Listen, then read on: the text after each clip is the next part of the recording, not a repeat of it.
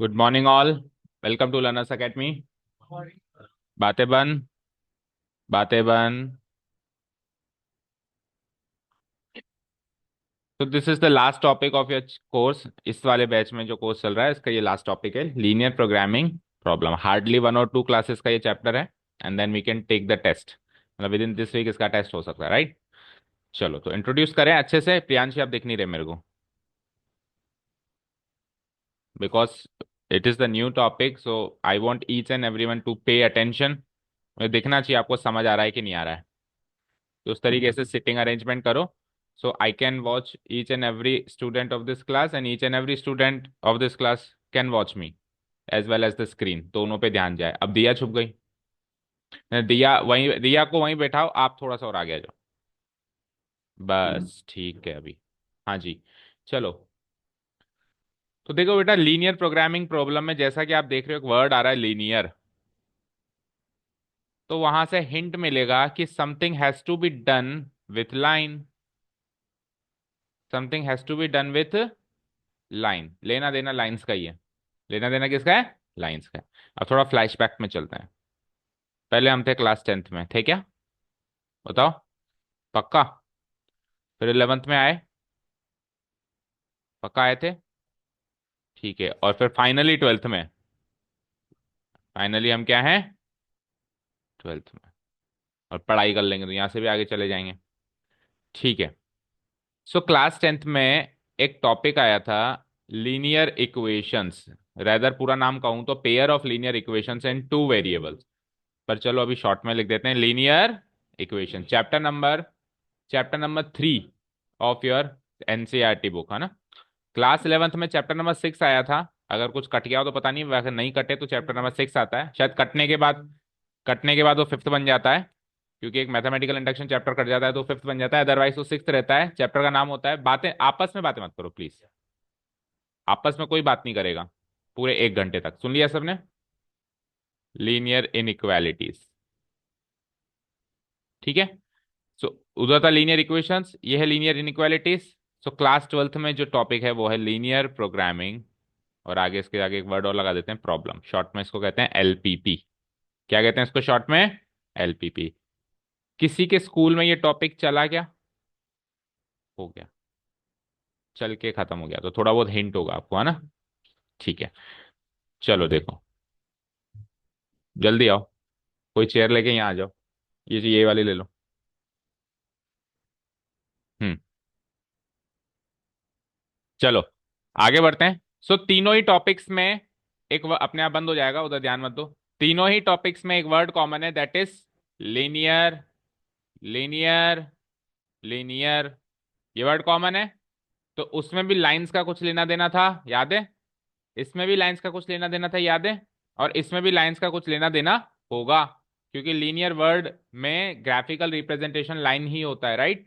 और बात करें अल्जेब्रिक रिप्रेजेंटेशन, तो अल्जेब्रिक रिप्रेजेंटेशन एक ऐसी इक्वेशन होती है जो कि जिसकी डिग्री क्या होती है? 1 होती है। जिसकी डिग्री क्या होती है? 1। Anything of degree 1 is called linear. Algebraically बात करें तो कोई भी चीज जो डिग्री 1 की है उसको लीनियर बोलते हैं। जैसे मैंने कहा x+y = 4, तो डिग्री 1 दोनों की डिग्री 1 है ना, तो इस इक्वेशन को क्या कहेंगे? Linear equation. अगर मैं एक्स स्क्वायर कर दूं तो ये क्वाड्रेटिक इक्वेशन हो जाएगी। So here we are concern about linear word only, not quadratic. तो ये तो होगा इसकी अल्जेब्रिक एस्पेक्ट। और ग्राफिकल एस्पेक्ट की बात करें तो लाइन आएंगी हमारे सामने, क्योंकि इनको जब अपन ग्राफ में, जैसा भी x+y = 4 को मैं ग्राफ में रिप्रेजेंट करूं, तो एक स्ट्रेट लाइन निकल के आएगी क्या? बताओ। यहां से एक स्ट्रेट लाइन निकल के आएगी अगर ग्राफिकली इसको रिप्रेजेंट करें। तो लीनियर वर्ड से जो भी चीज निकल के आती है वो एक लाइन होती है। यहां तक सारी बातें क्लियर हैं सबको? बोलो। ओके। देखो, जब लीनियर इक्वेशंस आती थी उससे एक लाइन बनती थी। क्या बनती थी? लाइन। जब लीनियर इनइक्वालिटीज आई तो उससे पूरा का पूरा एक रीजन बनता था, जिसको हम सॉल्यूशन रीजन बोलते थे। याद है? लास्ट ईयर ही सीखा है। जैसे सपोज करो एक लाइन बन गई, ठीक है? तो लीनियर इक्वेशन में तो ये लाइन ही हमारा सॉल्यूशन है। ये लाइन ही हमारा क्या है? सॉल्यूशन है। लीनियर इनइक्वालिटीज में ये लाइन सॉल्यूशन नहीं है। इस लाइन के या तो इर्द का पार्ट या गिर्द का पार्ट, यानी लेफ्ट या राइट। हमेशा जब भी हम लाइन ड्रॉ करेंगे तो वो एक प्लेन को 2 पार्ट्स में डिवाइड करेगी वो लाइन।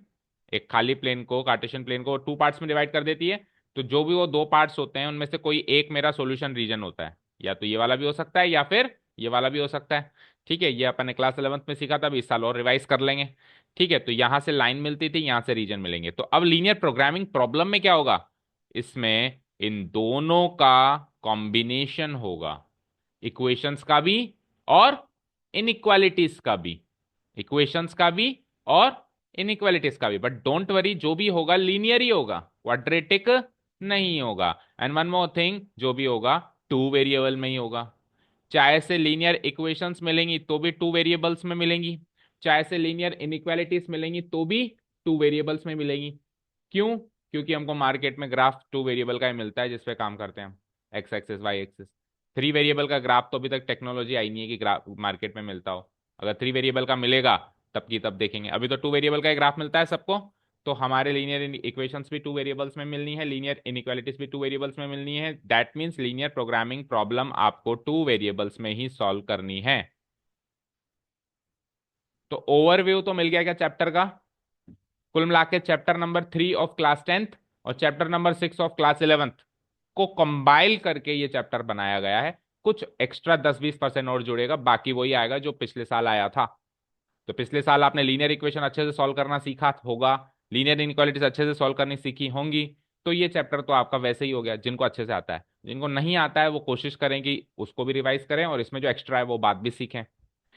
समझ आया? अब बात करते हैं कि कितना वेटेज है और क्या है। तो लास्ट टू लास्ट ईयर, मतलब 2 साल पहले, तो इसमें दो एक्सरसाइजेस होती थी, 12.1 एंड 12.2। ओके, 12.1 में सीधी सीधी एलपीपीस मिलती थी। एलपीपीस मतलब, अब मैं एलपीपीस बोलूंगा तो समझ जाना, लीनियर प्रोग्रामिंग प्रॉब्लम। ठीक है, एलपीपीस का मतलब लीनियर प्रोग्रामिंग प्रॉब्लम, मतलब वही लीनियर इक्वेशंस, लीनियर इनइक्वालिटीज है ना, दोनों का कॉम्बिनेशन। 11 10th और 11th। 12.2 में हमको एलपीपीस के वर्ड प्रॉब्लम्स मिलते थे। एलपीपीस के क्या मिलते थे? वर्ड प्रॉब्लम, मतलब रियल लाइफ सिचुएशंस होती थी। उन रियल लाइफ सिचुएशंस को पहले एलपीपीस में कन्वर्ट करना होता था और फिर उनको सॉल्व करना होता था। ये होता था 12.2 में। अब 2 साल से जो कोर्स है उसमें ये 12.2 तो कट गई। That means word problems, real life situations तो कट गई। यानी बनी बनाई एलपीपीस मिलेंगी, बस उसको सॉल्व कर दो, दैट्स इट। बट क्योंकि हम थोड़ा सा एक्स्ट्रा करते ही हैं, तो हम क्या करेंगे, इस चैप्टर की शुरुआत आज, जो आज की तारीख में शुरुआत करेंगे, वो एक वर्ड प्रॉब्लम से ही करेंगे जानबूझ के। सुनो, अगर आपने डायरेक्ट एलपीपी सॉल्व करी तो उससे एलपीपी से सॉल्व हुई, वर्ड प्रॉब्लम नहीं सॉल्व हुई। लेकिन आपने वर्ड प्रॉब्लम सॉल्व कर दी तो वर्ड प्रॉब्लम के साथ साथ एलपीपी भी सॉल्व हो गई, क्योंकि वर्ड प्रॉब्लम से बनेगी तो एलपीपी ना। समझे क्या? तो क्यों ना ऐसा काम करें जिससे वो काम भी हो जाए और ये काम भी हो जाए, दोनों काम हो जाए। प्रियांशु उठ के आईज वॉश करके आओ, जल्दी जाओ, 5 मिनट तो हुई आए हुए, अभी नींद आ रही है। ठीक है, तो वर्ड प्रॉब्लम सॉल्व करेंगे, उससे क्या हो जाएगा, एलपीपी भी सॉल्व हो जाएगी। तो एलपीपी बनाएंगे और फिर बाद में उसको सॉल्व करेंगे। समझ आ गया? ये चीज क्लियर है? तो एक स्ट्रेट अवे मैं नोट्स बाद में खोलूंगा, पहले हम एक एग्जाम्पल लेंगे और एक एग्जाम्पल से समझेंगे इस चैप्टर में होता क्या है।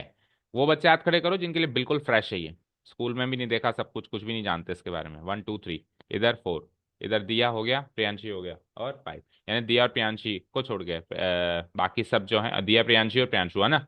आपके भी स्कूल में हो गया नहीं ये? हाँ, तो 3 लोगों को छोड़ के बाकी सब फ्रेश है। So let me take an example. कौन आगे चल के बिजनेस करना चाहता है आप में से? प्रियांशु, बस, that's it. Okay, so let's say कि प्रियांशु, एक ऐसी प्रॉब्लम लेता हूं जो सबको समझ में आए। ऐसा मत कहना कि सर मैं तो ये वाला बिजनेस क्यों करूंगा ना। ठीक है, एक ऐसी प्रॉब्लम लेते हैं जो सबको इजीली समझ में आ जाए। ओके, और एग्जाम्पल्स हम ऑब्वियसली ऐसे लेंगे जो इजी हो, क्योंकि अभी पहली बार शुरू कर रहे हैं। तो लेट्स से प्रियांशु ने एक बिजनेस स्टार्ट किया फर्नीचर शॉप का। ठीक है, प्रियांशु दो तरीके के आइटम्स में डील करता है, वो है एक टेबल्स और चेयर्स। प्रियांशु कितने तरीके के आइटम में डील करता है? मतलब फर्नीचर शॉप है मेरे पास, ध्यान से सुनना इस प्रॉब्लम को, तेरी प्रॉब्लम है तो नींद नहीं आनी चाहिए। ठीक है ना? फर्नीचर शॉप है, we have a furniture shop. उसमें दो आइटम्स हैं, tables and chairs and tables.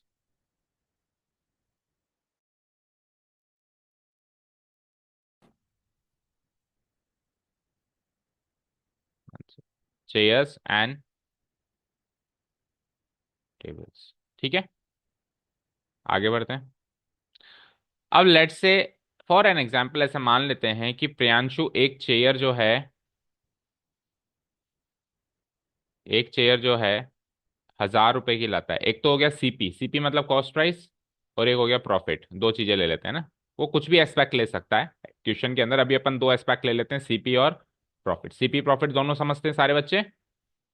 कोई ऐसा बच्चा जो सीपी और प्रॉफिट में नहीं समझता हो तो प्लीज रेज योर हैंड। सब लोग समझ रहे हैं what is CP and what is profit? ठीक है, गुड। ठीक है, तो फॉर एग्जाम्पल हम मान लेते हैं कि एक चेयर की कीमत है 1,000 रुपए। कितनी कीमत है? 1,000 रुपए। और उसमें उसको प्रॉफिट मिलता है बेचने पे, मतलब खरीदता है वो और फिर बेचता है, तो प्रॉफिट मिलता है। मान लो 1,000 रुपये में तो खरीदता है, और प्रॉफिट उसको मिलता है एक चेयर पे फॉर एग्जाम्पल 250 रुपये। फाइन। और ऐसे मान लो कॉस्ट प्राइस है उसकी, टेबल की कॉस्ट प्राइस ऐसे मान लो कि है 1,250 रुपये, कुछ भी मान लेते हैं अभी तो।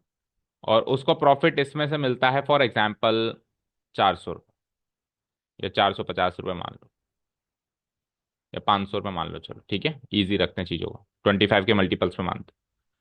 ठीक है, ओके। अब क्योंकि इसमें प्रॉफिट ज्यादा है, किस में प्रॉफिट ज्यादा है? टेबल्स में प्रॉफिट ज्यादा है। तो पहला मन तो क्या कहेगा, एक जो नौ सिखिया बिजनेसमैन होगा वो क्या कहेगा, चलो टेबल ही टेबल खरीद लेते हैं, चेयर खरीदनी क्यों, है ना? जो अभी अभी फील्ड में उतरा है, जिन्हें दुकान खोली है, जो बिजनेस के ज्यादा फर्क नहीं है जिसको, वो क्या कहेगा, अरे यार इसको मारो गोली, आइटम खरीदना ही नहीं है। आइटम सारे यही खरीदने हैं क्योंकि प्रॉफिट इसमें ज्यादा है, ये यही खरीदना है और यही बेचना है। बट आप सब समझते हैं कि ऐसा तो नहीं है पॉसिबल, है ना? ठीक है, तो अब ये तो है हमारे सामने एक डिस्क्रिप्शन। अब हर बिजनेसमैन के आगे या हर रियल लाइफ सिचुएशन में कुछ मुसीबतें आती हैं, इवन मुसीबतें ही ज्यादा आती हैं। कहते हैं ना, बिजनेस अपन को देखते हैं अपन बुक्स में तो अच्छा दिखता है कि बिजनेस कितना अच्छा है, प्रॉफिट कमाओ, है ना, खूब मजे करो। लेकिन जब रियल लाइफ सिचुएशन में बिजनेस करना होता है तो बहुत सारी समस्याएं आती हैं, हर रोज नई समस्या। जो करते हैं, जो देखते हैं उनको पता होंगी, और जो नहीं भी देखते हैं उनको भी सुना तो होगा ही कि बिजनेस करना इतना आसान नहीं। बिजनेस का मीनिंग ही होता है बीइंग बिजी। बिजनेस वर्ड कहाँ से डिराइव किया है, जो कॉमर्स वाला बच्चा है कोई, बिजनेस वर्ड कहाँ से डिराइव हुआ है? Being busy. तो बिजनेस एक 24 आवर्स की सर्विस होती है, 24 घंटे की ड्यूटी होती है ना। चलो बात करते हैं आगे। तो जो मुसीबत यहाँ पे आएंगी इस चैप्टर में, मतलब इस चैप्टर के क्वेश्चंस में, ठीक है, उसको यहाँ पे एक नाम दिया गया है, कंस्ट्रेंट्स। क्या नाम दिया गया है? Constraints. Constraints. Now what are these constraints? Constraints का मीनिंग होता है ऑब्स्टेकल्स या रिस्ट्रिक्शंस। ऑब्स्टेकल्स या रिस्ट्रिक्शंस, रुकावटें, बाधाएं, समस्याएं, कुछ भी नाम दे दो। तो कुछ कंस्ट्रेंट्स इससे प्रॉब्लम से जोड़ देते हैं हम। जैसे कि पहली कंस्ट्रेंट सबके सामने होती है इन्वेस्टमेंट। किसी भी बिजनेस में सबसे बड़ी कंस्ट्रेंट बताई क्या होती है? अब प्रियांशु क्योंकि एक नया एंटरप्रेन्योर है तो उसको पास केवल और केवल 50,000 रुपये ये सब इन्वेस्ट करने के लिए, उसी में खरीदना है, बेचना है, सारा काम उसी में करना है। ओके, तो ये कंस्ट्रेंट हो गई ना, एक रुकावट हो गई। ठीक है, दूसरा कंस्ट्रेंट अपन मान लेते हैं, एक तो हो गया इन्वेस्टमेंट, और दूसरा कंस्ट्रेंट मान लेते हैं कैपेसिटी। क्या मान लेते हैं? इधर लिख देता हूं, कैपेसिटी। अब कैपेसिटी का मतलब उसके पास जो गोडाउन है या जो शॉप है या जो शोरूम है जो भी है, वहां पर स्टोर करने की जगह भी तो होनी चाहिए। आप थोड़ा ना 1 लाख टेबल ले आओगे क्योंकि यार एक टेबल पे ज्यादा मुनाफा है, एक टेबल पे 500 रुपये का मुनाफा, तो मैं 1 लाख ले आता हूँ, करोड़ों में मुनाफा होगा। अरे लाएगा, रखेगा, बेचेगा, तब होगा ना मुनाफा। लाके रखने की जगह ही नहीं है तो कैसे होगा मुनाफा? तो दूसरा कंस्टेंट क्या है? कैपेसिटी। लेट्स से उसके पास 100 आइटम्स रखने की ही कैपेसिटी है। How many items? 100 आइटम्स ही रख सकता है वो, चेयर्स और टेबल्स मिला के। जैसे 25 चेयर्स रख दी और 75 टेबल्स रख दी, या 50-50 रख दी, वो उसको कॉम्बिनेशन सेट करना है, राइट? ठीक है, तो काफी अभी के लिए कंस्टेंट। अब इस प्रॉब्लम को सॉल्व करते हैं। ठीक है, तो एक कंस्ट्रेंट तो हो गया इन्वेस्टमेंट कंस्ट्रेंट, एक कंस्ट्रेंट हो गया कैपेसिटी कंस्ट्रेंट। अब दो कंस्ट्रेंट अभी और आपको हर क्वेश्चन में बाय डिफॉल्ट मिलेंगे, उसको कहेंगे हम नॉन नेगेटिव कंस्ट्रेंट। अभी लिख देता हूं वो क्या है, अभी पता चल जाएगा। नॉन नेगेटिव कंस्टेंट्स, ये आपको हर क्वेश्चन में ऑटोमेटिकली मिलेंगे। मतलब ये जो दो कंस्टेंट्स थे जो पहले बात करी हमने, कौन कौन से? इन्वेस्टमेंट और कैपेसिटी, ये तो एज पर द क्वेश्चन डिफाइंड है। क्वेश्चन थोड़ा चेंज हुआ तो ये कंस्टेंट भी चेंज हो जाएंगे। लेकिन ये नॉन नेगेटिव कांस्टेंट है ना, ये बाय डिफॉल्ट आपको दहेज में मिले हुए हैं इस क्वेश्चन में। ये तो पीछे पीछे आएंगे ही आएंगे हर एक सवाल में। बाय डिफॉल्ट ये बोले या ना बोले, नॉन नेगेटिव कांस्टेंट वहां पे छुपा हुआ है। यानी एक मुसीबत और है जो यहाँ पे छुपी हुई है। वो मुसीबत क्या है वो भी बताते हैं अभी आपको, है ना। ठीक है, अब ये जो पूरी समस्या है, इसमें आपको प्रॉफिट होता है 250 रुपए एक चेयर में, और टेबल्स में 500 रुपए। तो प्रॉब्लम यह है कि इस प्रॉब्लम में से आप ये बताइए कि आप कितनी तो चेयर्स खरीदें,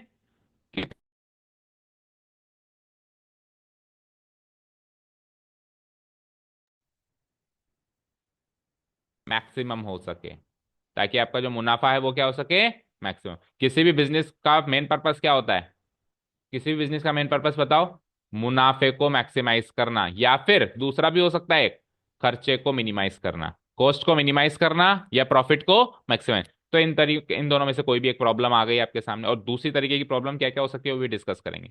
ठीक है, तो सवाल क्या बना मेरा, प्रॉब्लम क्या बनी कि चेयर्स तो मैं कितनी खरीदूं और टेबल्स में कितनी खरीदूं, खरीद के बेचूं मतलब, ताकि मेरे को ज्यादा से ज्यादा प्रॉफिट हो। तो इस पूरी बात को अपन कहते हैं LPP। क्या कहते हैं इसको, LPP। अब आपने 10th और 11th दोनों में ही सीखा होगा कि जो चीज पूछी जाती है अक्सर उन्हीं को एक्स और वाई माना जाता है, अक्सर मतलब 90% केसेस में। कुछ 10% केसेस हैं जिसमें किसी और को एक्स और वाई कंसीडर करते हैं।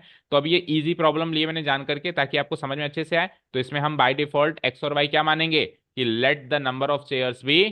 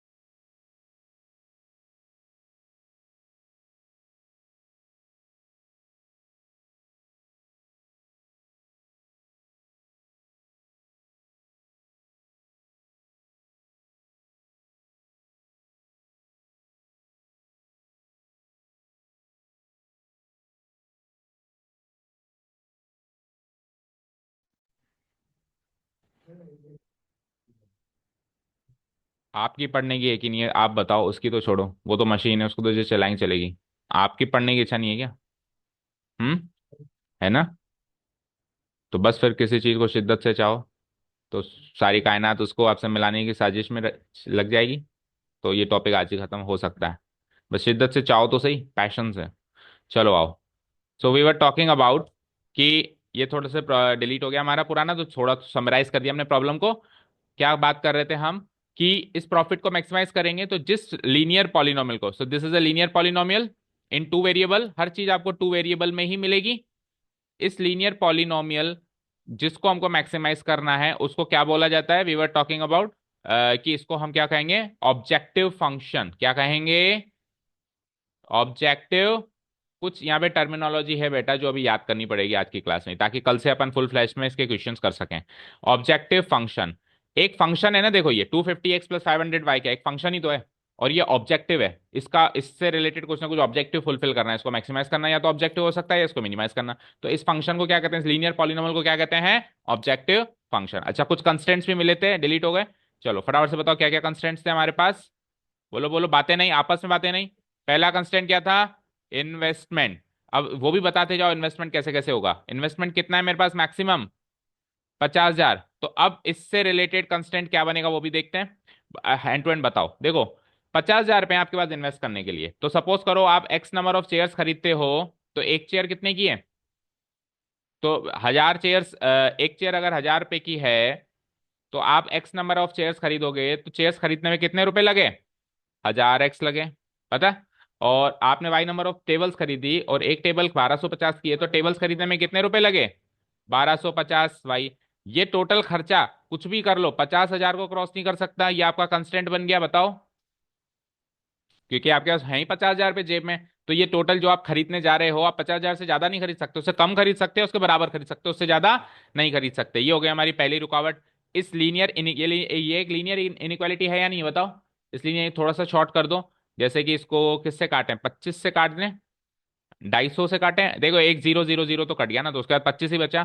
तो 100 को 25 से डिवाइड किया तो 4x, और 125 को 25 से डिवाइड किया 5y, लेस देन और इक्वल टू, इसको करो, एक जीरो तो कट गया, बचा 5,000। 5,000 को 25 से डिवाइड किया तो 200 आया शायद, 200। ओके, सो ये हो गया मेरा कंस्ट्रेंट नंबर 1। और ये कंस्ट्रेंट आप ध्यान से देखो एक लीनियर इनइक्वालिटी है, इक्वेशन 1 मान ली मैंने इसको, समझ गए। कंस्ट्रेंट नंबर 2 क्या था, इन्वेस्टमेंट के बाद कैपेसिटी। कैपेसिटी कितने आइटम्स की मानी थी हमने, 100 आइटम्स की कैपेसिटी मानी थी। अब आ जाओ वापस प्रॉब्लम पे। अगर मेरे ने एक्स चेयर्स खरीदी और वाई टेबल्स खरीदी, तो टोटल आइटम्स कितने हो गए मेरे पास, एक्स प्लस वाई आइटम्स हो गए। तो वो एक्स प्लस वाई आइटम्स आपके 100 से ज्यादा नहीं होने चाहिए, समझ गए क्या।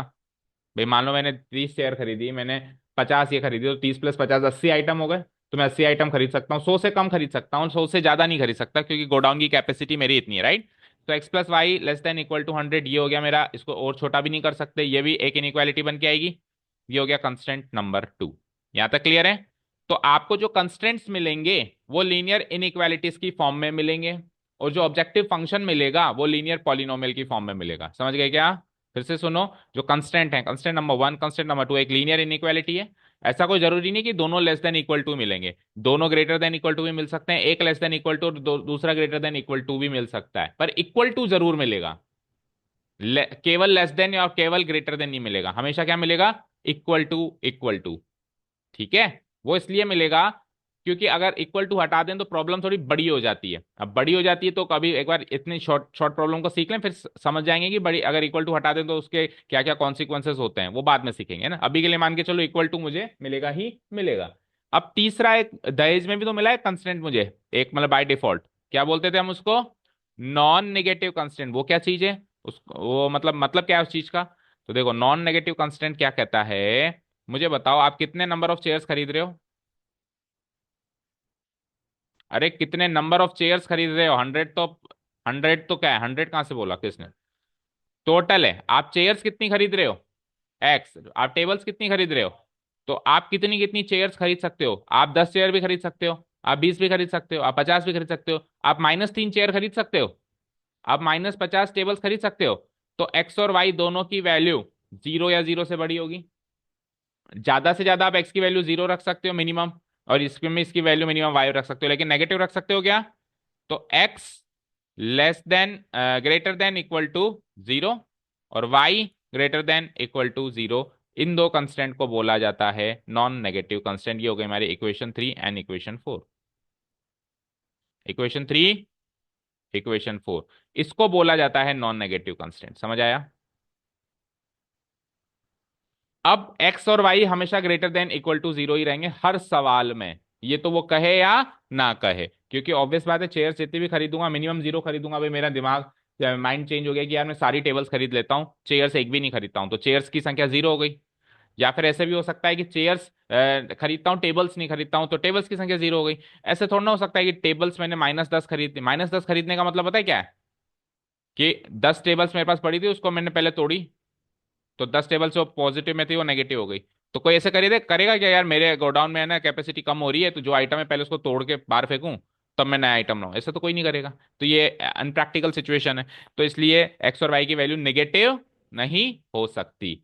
ये चार इक्वेशन दिख रही है सबको, 1 2 3 4। हमारा पहला काम है 1 2 3 चारों इक्वेशन को ग्राफ में प्लॉट करना। ये जब हो जाए तो आपने एक चीज सुनी है, जब अपन एक लीनियर इक्वेशन को ग्राफ में प्लॉट करते हैं तो एक स्ट्रेट लाइन मिलती है, मिलती है। लेकिन इनइक्वालिटी है चार, तो स्ट्रेट लाइन नहीं मिलेगी, एक पूरा रीजन मिलेगा, या तो राइट वाला या लेफ्ट वाला। तो पहली इनइक्वालिटी से एक रीजन मिलेगा, बोलो, उसको बोलते हैं सॉल्यूशन रीजन। भाई लीनियर इक्वेशन से तो सॉल्यूशंस मिलते हैं, लेकिन लीनियर इनइक्वालिटी से सॉल्यूशन रीजियन मिलता है। ये 11th में सीखा था, अपग्रेड किया था अपने आप को हमने। तो इक्वेशन नंबर 1 से आपको एक सॉल्यूशन रीजन मिलेगा, इक्वेशन नंबर 2 से आपको सॉल्यूशन रीजन मिलेगा, 3 से मिलेगा, 4 से मिलेगा। तो इन चारों के सॉल्यूशन रीजन का एक कॉमन रीजन सोचेंगे, उसको हम बोलते हैं फीजेबल रीजन। क्या बोलते हैं उसको? फीजेबल या पॉसिबल रीजन। फीजेबल का मतलब होता है जो चीज पॉसिबल है, राइट? ओके। क्या होता है फीजेबल या पॉसिबल रीजन, बताओ जल्दी।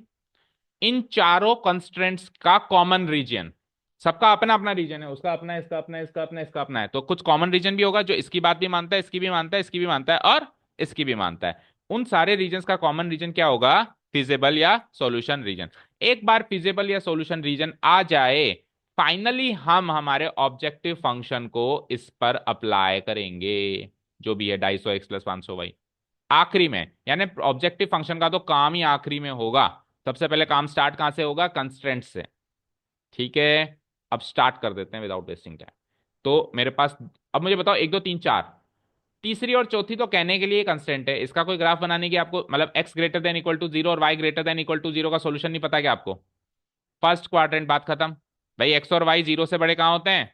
फर्स्ट क्वाड्रेंट में। फर्स्ट क्वाड्रेंट क्या होता है? Positive positive, negative positive, negative negative, positive negative. तो एक्स भी जीरो से बड़ा, वाई भी जीरो से बड़ा। इसका तो बस ये कहने के लिए नॉन नेगेटिव कंस्टेंट है, लेकिन इसका तो सबके माइंड में फिट है कि इसका सोल्यूशन क्या होगा?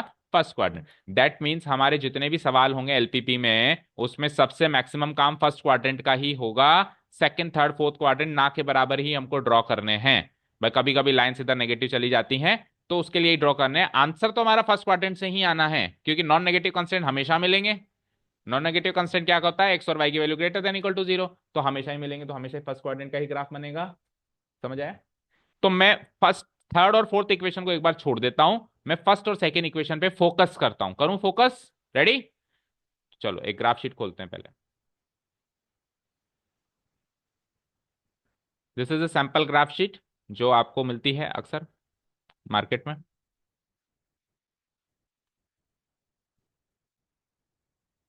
ठीक है, अब इसमें 1 2 3 4 लिखा हुआ है, तो हम अभी इसको 100 200 300 या 10 20 30 मान लेते हैं। क्या माने? 100 200 मानना पड़ेगा, है ना? 100 200 मान लेते हैं। स्केल चेंज कर देते हैं ग्राफ का, और क्योंकि मुझे फर्स्ट क्वाड्रेंट का ही काम है, तो मैं सेकंड थर्ड फोर्थ क्वाड्रेंट को थोड़ा थोड़ा हाइड कर देता हूँ। तो मेरा काम जो भी होगा इस क्वाड्रेंट से रिलेटेड होगा, राइट? स्टार्ट करें। तो फटाफट मुझे बताओ, मैंने क्या कहा? दो कंस्टेंट पे फोकस करो, तीसरा चौथा तो पता है, उसका सोल्यूशन तो सबको पता है ना। बताओ पहला और दूसरा कंस्टेंट क्या था, बस वही बताओ फटाफट। याद है किसी को? 4x, अरे फाइनली इक्वेशन क्या बनी? हो गया ना, हमने सॉल्व कर दिया ना। इनइक्वालिटी क्या बनी? 4x + 5y less than equal to 200। 4x + 5y less than equal to 200। और सेकंड क्या बनी? x + y less than equal to 100, यही थी। ओके। अब इन हमारा काम क्या है कि इन दोनों को आपको ग्राफ में प्लॉट करना है। अब लीनियर इनइक्वालिटी को ग्राफ में प्लॉट कैसे करते हैं, कौन जानता है कैसे करते हैं? सबसे पहले तो हम इस लीनियर इनइक्वालिटी को लीनियर इक्वेशन मान लेंगे। 4x + 5y इक्वल टू 200 और x + y इक्वल टू 100, ये पहला स्टेप है। अब इनइक्वालिटी को एक बार मारो साइड में, अब इक्वेशन पे फोकस करो। तो इन इक्वेशन को ग्राफ में प्लॉट करना तो 10वीं कक्षा का काम है। हाँ अब बता अंश, तू जो कह रहा था अब शुरू होगा वो काम, बता क्या कह रहा? एक्स की वैल्यू पुट करो, वाई की निकालो, फिर दूसरी निकालो, फिर तीसरी निकालो, फिर पॉइंट मिल जाएंगे, फिर पॉइंट्स को कनेक्ट करो, वही सब करोगे। बोलो दिया, यही सब करते हैं अपन इसको प्लॉट करने के लिए। बोलो, यही सब करते हैं क्या? तो फिर अगर यही सब करेंगे तो फिर अभी हम 10वीं क्लास से बाहर ही नहीं आए। एक क्लास 11th में भी चैप्टर हुआ करता था स्ट्रेट लाइन का, उसमें किसी इक्वेशन को, स्ट्रेट लाइन को ग्राफ में प्लॉट करने के मोर एडवांस मेथड्स मिले थे, क्योंकि स्ट्रेट लाइन की दूसरी फॉर्म्स भी होती है, intercept form, slope intercept form. उनका इस्तेमाल करोगे तो जल्दी हो जाएगा। क्या बच्चों की तरह लेट एक्स बी 30, फिर पुट करो, फिर वाई निकालो, सर एक सोल्यूशन मिल गया, दूसरा सोल्यूशन मिल गया, मिनिमम 3 निकालना है, कनेक्ट करना है। ये तो 10th क्लास में होता था। फिर 11th क्लास में स्ट्रेट लाइन क्या पढ़ा हमने? तो देखो एडवांस तरीका ये होता है, सबसे एडवांस तरीका जो मुझे पसंद है, अगर पॉसिबल है तो। कई बार वो पॉसिबल नहीं होता, वो एक अलग बात हो गई। अगर पॉसिबल है तो आप, एक फॉर्म होती है स्ट्रेट लाइन की इक्वेशन की, इंटरसेप्ट फॉर्म, जिसको हम बोलते हैं टोटल इंटरसेप्ट फॉर्म, उसमें कन्वर्ट करो। तो देखो, अगर मैं इस 200 से डिवाइड कर दूं, तो 4x को 200 से डिवाइड करना जरा, x बाय 200 को 4 से कितनी बार कटेगा? 50 बार कटेगा। फिर 5y को 200 से डिवाइड करना, 5/40, और 200 को 200 से करना 1। तो x by a plus y by b equal to 1, एक इंटरसेप्ट फॉर्म मिलती थी हमको। यहां पे इंटरसेप्ट फॉर्म बनाना जरा, x/100 plus y/100 equal to 1। अब इस अब इन दोनों को ग्राफ में प्लॉट करना कितना आसान है, बोलो अंश। अब क्या करेंगे पता है? एक्स के नीचे कौन आ रहा है? 50 आ रहा है ना, 100 दिख रहा है। एक्स के नीचे कौन आ रहा है? 50। तो ये 50 पे मार्क किया हमने, मतलब एक्स की सीट में 50 मार्क किया। ये 10 20 30 40 स्केल तो चेंज कर ही दिया है। वाई के नीचे कौन आ रहा है? 40। 40 पे मार्क किया बेटा, इन दोनों को जोड़ दे, बन गई लाइन। कोई देखो सॉल्यूशन सोचने की जरूरत नहीं है कि एक्स की वैल्यू लो, वाई की वैल्यू लो, बन गई ना लाइन। दूसरे की कैसे बनेगी? एक्स के नीचे क्या आ रहा है? 100, वाई के नीचे भी क्या आ रहा है? 100। ये 100 और ये भी 100। ये दूसरी इक्वेशन बन गई, ये पहली लाइन बन गई, ये दोनों लाइंस। समझ आया? समझ आया क्या? बोलो, समझ आया? अब डू वन थिंग, अब वापस कहानी में थोड़ा सा ट्विस्ट करते हैं अपन। ये जो सेकंड वाली इक्वेशन है, इसको तो एज इट इज रहने देते हैं, लेकिन फर्स्ट वाली इक्वेशन को मैं अगेन थोड़ा चेंज करूंगा। वही बात है कि आपको समझ में अच्छे से आ जाए, क्योंकि ये दोनों लाइंस पता है क्या कर रही हैं? ये टकरा नहीं रही अभी, और टकरा रही हैं तो नीचे सेकंड क्वाड्रेंट, फोर्थ क्वाड्रेंट में जाके टकरा रही हैं। और फोर्थ क्वाड्रेंट में जाके टकराएंगी तो मेरे को तीसरा और चौथा कंस्टेंट भी तो सोचना है। क्या? कि x greater than equal to, x comma y दोनों के दोनों ग्रेटर देन इक्वल टू 0। तो फोर्थ क्वाड्रेंट में क्या चार डालूंगा मैं? मेरे को इसका इंटरसेक्शन फर्स्ट क्वाड्रेंट में ही कराना है। तो वो कराने के लिए थोड़ी इक्वेशन चेंज करनी पड़ेगी। अब ये तो अपन ने रफली एक एग्जांपल ले लिया था ना, आपको इक्वेशंस वैसे ही मिलेंगी जहां पे लाइंस टकरा रही हूँ, एक दूसरे से इंटरसेक्ट कर रही हूँ। तो लेट से मैं इसको चेंज कर देता हूँ। एक बार मैं लाइंस ड्रॉ कर देता हूँ अच्छे से, देखो। पहली लाइन तो 100 कहाँ से कहाँ इंटरसेक्ट कर रही है? 10 से 10 पे, राइट? तो ये 10 से ये 10 पे हो गई एक लाइन, ओके। और दूसरी लाइन में अभी जान करके ऐसी ड्रॉ कर रहा हूं, 60 से 80 तक ले लो एक काम, या 60 से 120 ले लो, फाइन। तो ई फर्स्ट क्वाड्रेंट में इन दोनों का इंटरसेक्शन हो गया ना? हो गया कि नहीं हुआ? बोलो। एंड वन मोर थिंग, आपकी लाइंस आप जो भी ड्रॉ कर रहे हो, तो आपको उसको थोड़ा बहुत इधर भी लेके जाना है और थोड़ा बहुत नीचे भी लेके जाना है। ऐसा नहीं कि सर हम तो फर्स्ट क्वाड्रेंट तक ही सीमित रहेंगे, क्योंकि लाइन की कोई लेंथ नहीं होती, line as an infinite length. तो आपको आगे तक उसको लेके जाना है जितना आपने विस्तार किया है ग्राफ में, है ना? ठीक है, वो करेक्ट प्रेजेंटेशन माना जाता है। ठीक है, इतना समझ आया क्या? तो अगर मैंने इस लाइन की इक्वेशन को चेंज किया है, तो मुझे इक्वेशन को भी चेंज करना पड़ेगा। बोलो। अच्छा जी, इक्वेशन से लाइन बना दी तुमने, जल्दी से बना दी। तो लाइन से इक्वेशन भी बना सकते हो शायद। तो अभी मैंने लाइन चेंज करी ना, उसकी इक्वेशन बना के बताओ।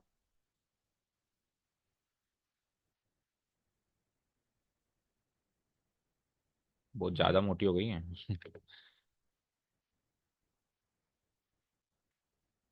ठीक है अभी। हाँ, क्या कह रहा था मैं? एक काम और करते हैं। ये जो पहली वाली लाइन थी, ये पहली वाली लाइन थी, let it be red colour line. ये दूसरी वाली लाइन थी, लेट इट बी, बोलो साक्षी कौन सा कलर पसंद है? पर्पल कर देते हैं, ठीक है। Okay, let's see. हाँ, तो ये दो लाइंस दिख रही हैं। तो सॉल्व कर ली क्या, इक्वेशन बना ली क्या? देखो, जो पहली वाली लाइन है उसको तो छेड़छाड़ करी नहीं मैंने, जो 10 10 पे कनेक्ट कर रही है, तो उसकी इक्वेशन तो वही होगी, कौन सी वाली? ये वाली, x plus y equal to 100, है ना? इसके बगल में कहीं लिख देते हैं अपन, है ना, ताकि याद रहे कौन सी इक्वेशन है, x plus y equal to 100, fine. लेकिन ये दूसरी वाली जो है, जिसकी इक्वेशन ये थी 4x प्लस 5y बराबर 200, इसके इस लाइन को अपन ने फेरबदल कर दिया। तो अपन ने x के नीचे अभी क्या रखा है? 120, है ना? और y के नीचे क्या रखा है? 60, तो उस हिसाब से इक्वेशन बना सकते हो ना जल्दी से। क्या रखा है बोलो, x के नीचे 120, y के नीचे 60 इक्वल टू 1। इसको सॉल्व करूंगा तो 120 एलसीएम आ जाएगा। तो इक्वेशन क्या बनेगी बोलो, x प्लस 2y इक्वल टू 120। तो एक बार के लिए मेरी लीनियर इनइक्वालिटी ये ना मान के और ये मान लेते हैं ना भाई, हमने हमारे सामने जो कंस्टेंट थे उस मान लो उससे इक्वेशन वो नहीं बनी, ये बनी। ठीक है, कोई डाउट नहीं है।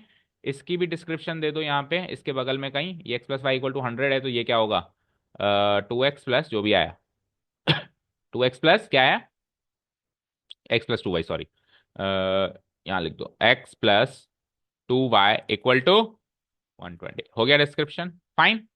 अब क्या करें, तो अब एक काम करते हैं, इन दोनों लाइंस के अपने अपने सॉल्यूशन रीजन सोचना है। तो पहली लाइन को पकड़ लेते हैं, चलो।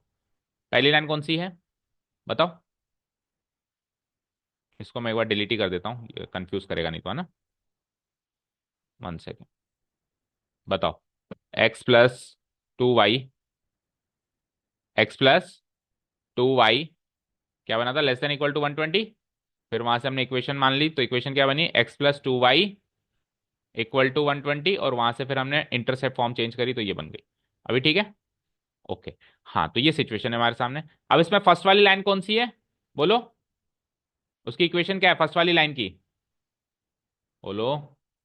फर्स्ट वाली लाइन की इक्वेशन क्या है, x प्लस 2y इक्वल टू 120, है ना। और इनइक्वालिटी की बात करें तो x प्लस 2y is equal less than equal to 120। तो इस इनइक्वालिटी के हिसाब से कौन सा सॉल्यूशन रीजन होगा वो सोचना है, और इस इनइक्वालिटी के हिसाब से कौन सा सॉल्यूशन रीजन होगा वो सोचना है, और फिर दोनों का कॉमन रीजन सोचना है। यही तो करना है। कोई कसर इसको तो लिया नहीं, इसका तो काम हो गया ना। ये तो कहता है बस फर्स्ट क्वाड्रेंट में ले लेना, बस मेरे लिए इतना, इतनी मेहरबानी कर लेना कि मैं क्या कहता हूँ, एक्स और y greater than equal to 0 है। दैट मीन्स आपका सोल्यूशन जो भी होगा ये फर्स्ट क्वाड्रेंट के अंदर होगा, इससे इधर नहीं होगा, इससे इधर नहीं होगा। तो वो तो कहते ही हमको समझ में आ गया। मेन बात तो इन दोनों को सेट करना है कैसे भी करके। अब मुझे बताओ सोल्यूशन रीजन कैसे देखते हैं, याद है किसी को, लीनियर इनइक्वालिटी जो क्लास 11th में सीखी थी, पॉइंट्स रख के। यस, तो देखो कैसे रखते हैं, जो जिन्होंने नहीं, हाथ खड़े करो जिन्होंने बिल्कुल नहीं पढ़ी क्लास 11th में लीनियर इनइक्वालिटी। 1 2 3। दिया, प्रियांशी पढ़ी थी। तो क्या करते हैं प्रियांशी बताओ।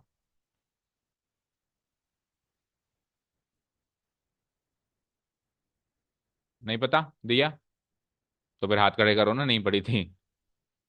हाँ, साक्षी पढ़ी थी। प्रियांशु, आपकी तो नींद ही पूरी नहीं हो रही अभी तक, है ना। That's not an excuse admissible in future. Let's interview पर बैठा है सामने, सवाल पूछ रहे, सर मैं सोया नहीं रात को, मतलब भाग यहाँ से, सो के या फिर आराम से, है ना।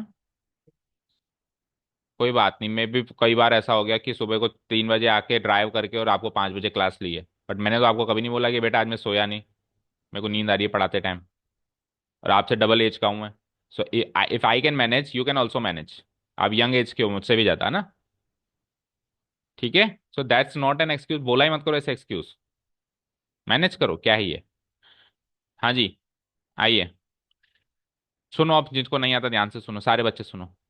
पहली इक्वेशन पकड़ ली मैंने, x प्लस 2y इक्वल टू 120 पकड़ ली। हम क्या करेंगे, कहाँ है ये लाइन, कहाँ है, दिख रही है सबको, ये वाली दिख रही है। हम क्या करेंगे, इस लाइन के, इस लाइन ने इस प्लेन को दो पार्ट्स में डिवाइड कर दिया। एक ये वाला पार्ट, हर एक लाइन एक प्लेन को दो पार्ट्स में डिवाइड करती है। तो या तो ये वाला पार्ट मेरा सॉल्यूशन रीजन होगा, या ये वाला पार्ट सॉल्यूशन रीजन होगा, तीसरा तो हो ही नहीं सकता। अब इन दोनों में से कौन सा है सर, वो कौन बताएगा। तो इसके इधर और इसके इधर बहुत सारे पॉइंट्स है, देखो इसके इधर इतने सारे पॉइंट्स है ना, इसके उधर भी बहुत सारे पॉइंट्स है ना। मर्जी आए जो पॉइंट उठाओ, जो मर्जी आ रही है, और उसको उस इनइक्वालिटी में पुट करो। अगर आपका उठाया हुआ पॉइंट उस इनइक्वालिटी को सेटिस्फाई कर जाए, तब तो वही सॉल्यूशन रीजन है जहां से आपने पॉइंट उठाया है। और नहीं करे तो क्या करोगे, फिर दूसरी साइड का पॉइंट उठाओगे बताओ। नहीं, क्योंकि पार्ट साइड्स तो दो ही है ना। समझ आया आपको। देखो एक बच्चा क्या करता है, इधर देखो सारे बच्चे इधर देखो, एक बच्चा क्या करता है, ये लाइन है, एक पॉइंट इस रीजन से उठाता है, एक पॉइंट उस रीजन से उठाता है, दोनों में से जो सेटिस्फाई करे वो सॉल्यूशन रीजन है। ठीक है, ये बात बिल्कुल, ये मतलब है ना, एक बिल्कुल लॉजिकल चलने वाली बात है कि दोनों साइड से एक एक पॉइंट उठा लेते हैं, पुट कर देते हैं, या तो इधर वाला सेटिस्फाई करेगा या इधर वाला सेटिस्फाई करेगा, दोनों में से एक तो करेगा, क्योंकि दो, एक लाइन दो पार्ट्स में डिवाइड करती है। बट ये करना चाहिए क्या? नहीं करना चाहिए, बेवकूफी है। आप एक ही साइड का पॉइंट उठाओ ना, दो के क्यों उठा रहे हो? सपोज करो यहां का उठाया, सेटिस्फाई हो गया तो वेल एंड गुड, नहीं हुआ तो उधर का होना ही है। उधर का वापस उठाने की क्या जरूरत है? समझे क्या? और या फिर सपोज करो किसी ने लकीली उधर का उठा लिया, वो तो आपके ऊपर डिपेंड करता है आपने कौन सा उठाया। आपने उधर का उठाया, उधर का सेटिस्फाई हो गया तो फिर इधर का नहीं है, और नहीं हुआ तो फिर इधर का ही है, क्योंकि तीसरी चीज तो हो ही नहीं सकती ना। तो आपको एक ही पॉइंट उठाना है, एक सॉल्यूशन रीजन का ही, जो आपको पसंद आ रहा है। अब ऐसे केसेस में सबसे सदाबहार पॉइंट होता है ओरिजिन। 0,0 पुटअप करो, फटाफट सॉल्व हो जाएगा। एक ही केस में आप ओरिजिन नहीं उठा सकते हैं, बताओ कौन सा? जब लाइन खुद ही ओरिजिन से पास थ्रू हो रही हो। मान लो ये लाइन खुद ही ओरिजिन से पास थ्रू हो रही होती तो ओरिजिन इसके इर्द गिर्द में है ही नहीं, या तो इस केस में आप ओरिजिन नहीं उठा सकते। अगर लाइन ओरिजिन से पास थ्रू नहीं हो रही तो आप हमेशा ओरिजिन ही उठाइए और मस्त रहिए। तो इन दोनों केसेस में मैं ओरिजिन उठा लूं क्या? उठा लूं, क्योंकि हमारी कोई भी लाइन ओरिजिन से पास थ्रू नहीं हो रही है। तो लेट्स से पहले वाले इक्वेशन में मैंने ये ओरिजिन 0,0 उठा के और पहली इनइक्वालिटी में सेटिस्फाई करने की कोशिश करी कि हुई कि नहीं हुई। करें? करें? तो बताओ क्या है हमारे पास इनइक्वालिटी? एक्स, तो एक्स की वैल्यू क्या ले ली? 0, प्लस 2y, तो 2 × 0 अगेन 0, फिर आगे क्या है? लेस देन इक्वल टू 120, तो 0 + 0 क्या होता है? 0। तो क्या 0 120 से छोटा होता है या नहीं होता है? तो ये सेटिस्फाई हो गया ना, तो ओरिजिन सेटिस्फाई हो गया है, बधाई हो। तो फिर इस लाइन के इधर वाला पोर्शन ही सॉल्यूशन रीजन है, उधर वाला नहीं है। उधर का उठा के देखने की जरूरत नहीं है, क्योंकि दो दो सॉल्यूशन रीजन नहीं होते, समझ गए? सिमिलरली अब आप दूसरी लाइन का भी उठाओ, याद हो गया ना? देखो ये तो फटा, आप ओरिजिन उठाओगे ना तो हमेशा मन में याद हो जाएगा आपको कि अरे अच्छा ठीक है, ओरिजिन ही इसका सॉल्यूशन रीजन है, ओरिजिन वाली साइड, ओरिजिन वाली साइड इसका सॉल्यूशन रीजन है। दूसरे में रखना जरा, दूसरी इनइक्वालिटी ये थी, x plus y less than equal to 100, तो एक्स की वैल्यू 0, वाई की value 0, less than equal to 100 होता है क्या? बताओ, 0 लेस देन इक्वल टू 100 होता है क्या? ये लो साहब, ओरिजिन ने दूसरे वाले लाइन के सॉल्यूशन रीजन को भी सेटिस्फाई कर दिया। यानी कि दोनों लाइंस के लेफ्ट साइड में ही हमारा सॉल्यूशन रीजन है, दोनों लाइंस के लेफ्ट साइड में ही हमारा क्या है? सॉल्यूशन रीजन है। ठीक है, तो एक काम करते हैं, अब आप कॉमन रीजन निकालो। तो बताओ भाई कॉमन रीजन कैसे निकालोगे? देखो इसके भी लेफ्ट साइड आना है, इसके भी लेफ्ट साइड आना है, आना है। और जो तीसरा चौथा कंस्टेंट है एक्स और वाई ग्रेटर देन 0, वो क्या कहता है? वो ये कहता है कि वाई एक्सिस के राइट साइड आना है। और x greater than equal to 0 क्या कहता है?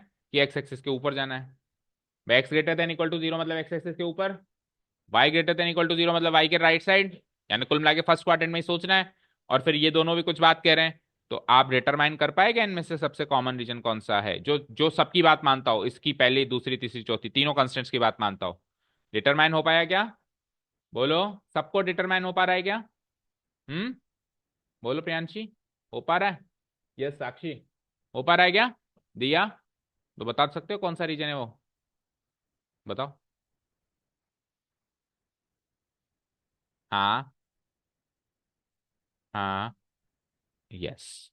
तो एक पॉलीगन बन रहा है यहाँ पे सॉल्यूशन रीजन की फॉर्म में, इफ यू कैन आइडेंटिफाई, मैं हाईलाइट करने की कोशिश करता हूँ। इस पॉलीगन की एक साइड ये, एक साइड ये,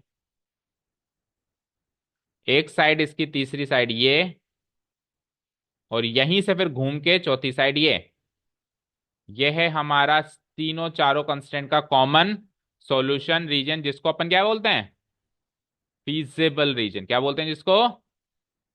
इसको मैं थोड़ा सा हाईलाइट कर देता हूँ, ये वाला फीजिबल रीजन बन गया। और इसको आपको एग्जाम में भी हाईलाइट करके आना है, जैसे भी पॉसिबल आपके पास तरीके हैं इसको हाईलाइट करने के, पेंसिल से या जैसे भी, कलर तो मिलेगा नहीं। ठीक है, ये हाईलाइट कर दिया हमने। ओके, तो ये मान के चलो जैसे ही फिजिबल रीजन मिल जाता है ना, तो आपका 90% काम हो गया सवाल का। अब बहुत ही छोटा सा और इजी सा काम बाकी है। ठीक है, अनटिल एंड अनलेस ये फिजिबल रीजन बाउंडेड मिले। अभी बाउंडेड है क्या? बाउंडेड मतलब चारों तरफ से बंद। अगर ये अनबाउंडेड मिल गया तो मान के चलो अभी 50% ही काम हुआ है। फिर केसेस दूसरे बनेंगे। अगर बाउंडेड मिले तो 90% काम हो गया। थोड़ा सा ही काम करना है अभी इस क्वेश्चन में, सारा सारा सारा सवाल मेरा सॉल्व हो चुका है। लेकिन अगर ये अनबाउंडेड मिला तो बहुत सारा काम अभी पेंडिंग है। अनबाउंडेड की बात बाद में करें, अभी बाउंडेड की बात करें। अब सुनो ध्यान से जो मैं कह रहा हूं। ये बाउंडेड, ये कॉमन रीजन है सबका। तो इस कॉमन रीजन में बहुत सारे पॉइंट्स हैं इनफाइनाइट, देखो ये है ना। ये सारे पॉइंट्स चारों कंस्टेंट की बात मानते हैं, इसकी भी, इसकी भी, और इसकी भी। मतलब दो कंस्टेंट नीचे और दो कंस्टेंट ऊपर है। यानी ये इन्वेस्टमेंट कंस्टेंट को भी सेटिस्फाई करते हैं, ये कैपेसिटी कंस्टेंट को भी सेटिस्फाई करते हैं, और ये नॉन नेगेटिव कंस्टेंट को भी सेटिस्फाई करते हैं, सारे के सारे पॉइंट्स। फॉर एग्जाम्पल एक पॉइंट ले लेता हूं, देखो ये वाला पॉइंट ले लिया मैंने। इस पॉइंट के कोऑर्डिनेट्स पता कर पा रहे हो क्या आ रहा है? 20 कॉमा नहीं 200 कॉमा 300, यही आ रहा है। 200 कॉमा 300 आ रहा है, बताओ। तो 200 कॉमा 300 देखो, आपके इन्वेस्टमेंट कंस्टेंट को सेटिस्फाई करेगा। आपकी एक चेयर कितने की थी बताओ? 1000 की। तो 1000 × 200 कितना हुआ? 20 और 30 था, सॉरी 100 में नहीं था, टेंस में था, तो 20 और 30, हाँ। तो आपके एक चेयर कितने की थी? 1000 की, तो 20 चेयर 20,000 की, ठीक है। आगे बढ़ो। आपकी एक टेबल कितने की थी? 1250, तो 30 कितने की हुई? तो फिर सेटिस्फाई क्यों नहीं हुआ? अच्छा, अपन ने इक्वेशन ही चेंज कर दी, सॉरी सॉरी सॉरी। वो उसके हिसाब से तो इक्वेशन दूसरी बनी थी ना। चलो, तो वो इक्वेशन जो चेंज हो गई उसको मत लो, आपका एक इक्वेशन जो आपने सेम रखी थी उसको ले लो ना। सेम कौन सी रखी थी? कैपेसिटी वाली। तो एक आपने 20 तो चेयर खरीदी है, और 30 आपने क्या खरीदी है? तो 20 + 30 क्या होता है? 50। आपके पास कैपेसिटी कितने की थी? 100 की। तो आप उस कंस्टेंट के अंदर ही आ रहे हो ना, 100 को क्रॉस नहीं कर रहे ना। कोई सा भी पॉइंट उठा लो, आपके वो दोनों कंस्टेंट को वो सेटिस्फाई करेगा। अच्छा, इस फीजेबल रीजन में एक चीज और याद रखना, कोई मुझे सोच के बताना। ये अंदर के पॉइंट्स ही शामिल हैं या बाउंड्री के पॉइंट्स भी शामिल हैं? सोच के बताना। बाउंड्री के भी शामिल हैं या केवल अंदर के ही शामिल हैं?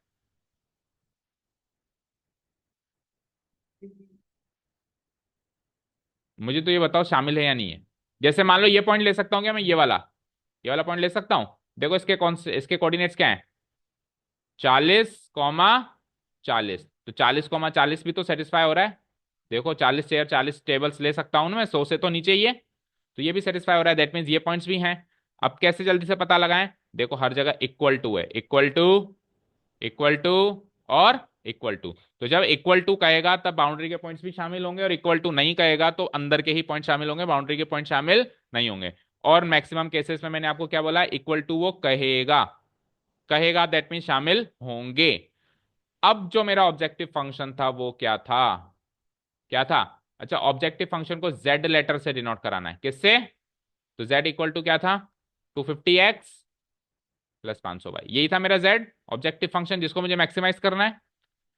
तो यानी कि x नंबर ऑफ चेयर्स और y नंबर ऑफ टेबल्स आप खरीदोगे, तो इसी में से किसी कॉम्बिनेशन में खरीदोगे, बाहर तो जा नहीं सकते, क्योंकि इसके बाहर जाते हो तो उस कंस्टेंट को तोड़ देते हो, इसके बाहर जाते हो तो उस कंस्टेंट को तोड़ देते हो, इधर फिर नेगेटिव कंस्टेंट्स को आप तोड़ देते हो। तो जो आपके पास बाधाएं हैं, रुकावटें हैं, उनको क्रॉस नहीं कर सकते ना आप। तो ये x और y की वैल्यू यहीं से लेनी पड़ेगी। ठीक है, यहीं से लेनी पड़ेगी। अब एक बहुत इंपॉर्टेंट बात सुनिए, पंच लाइन आ रही है पूरे स्टोरी की।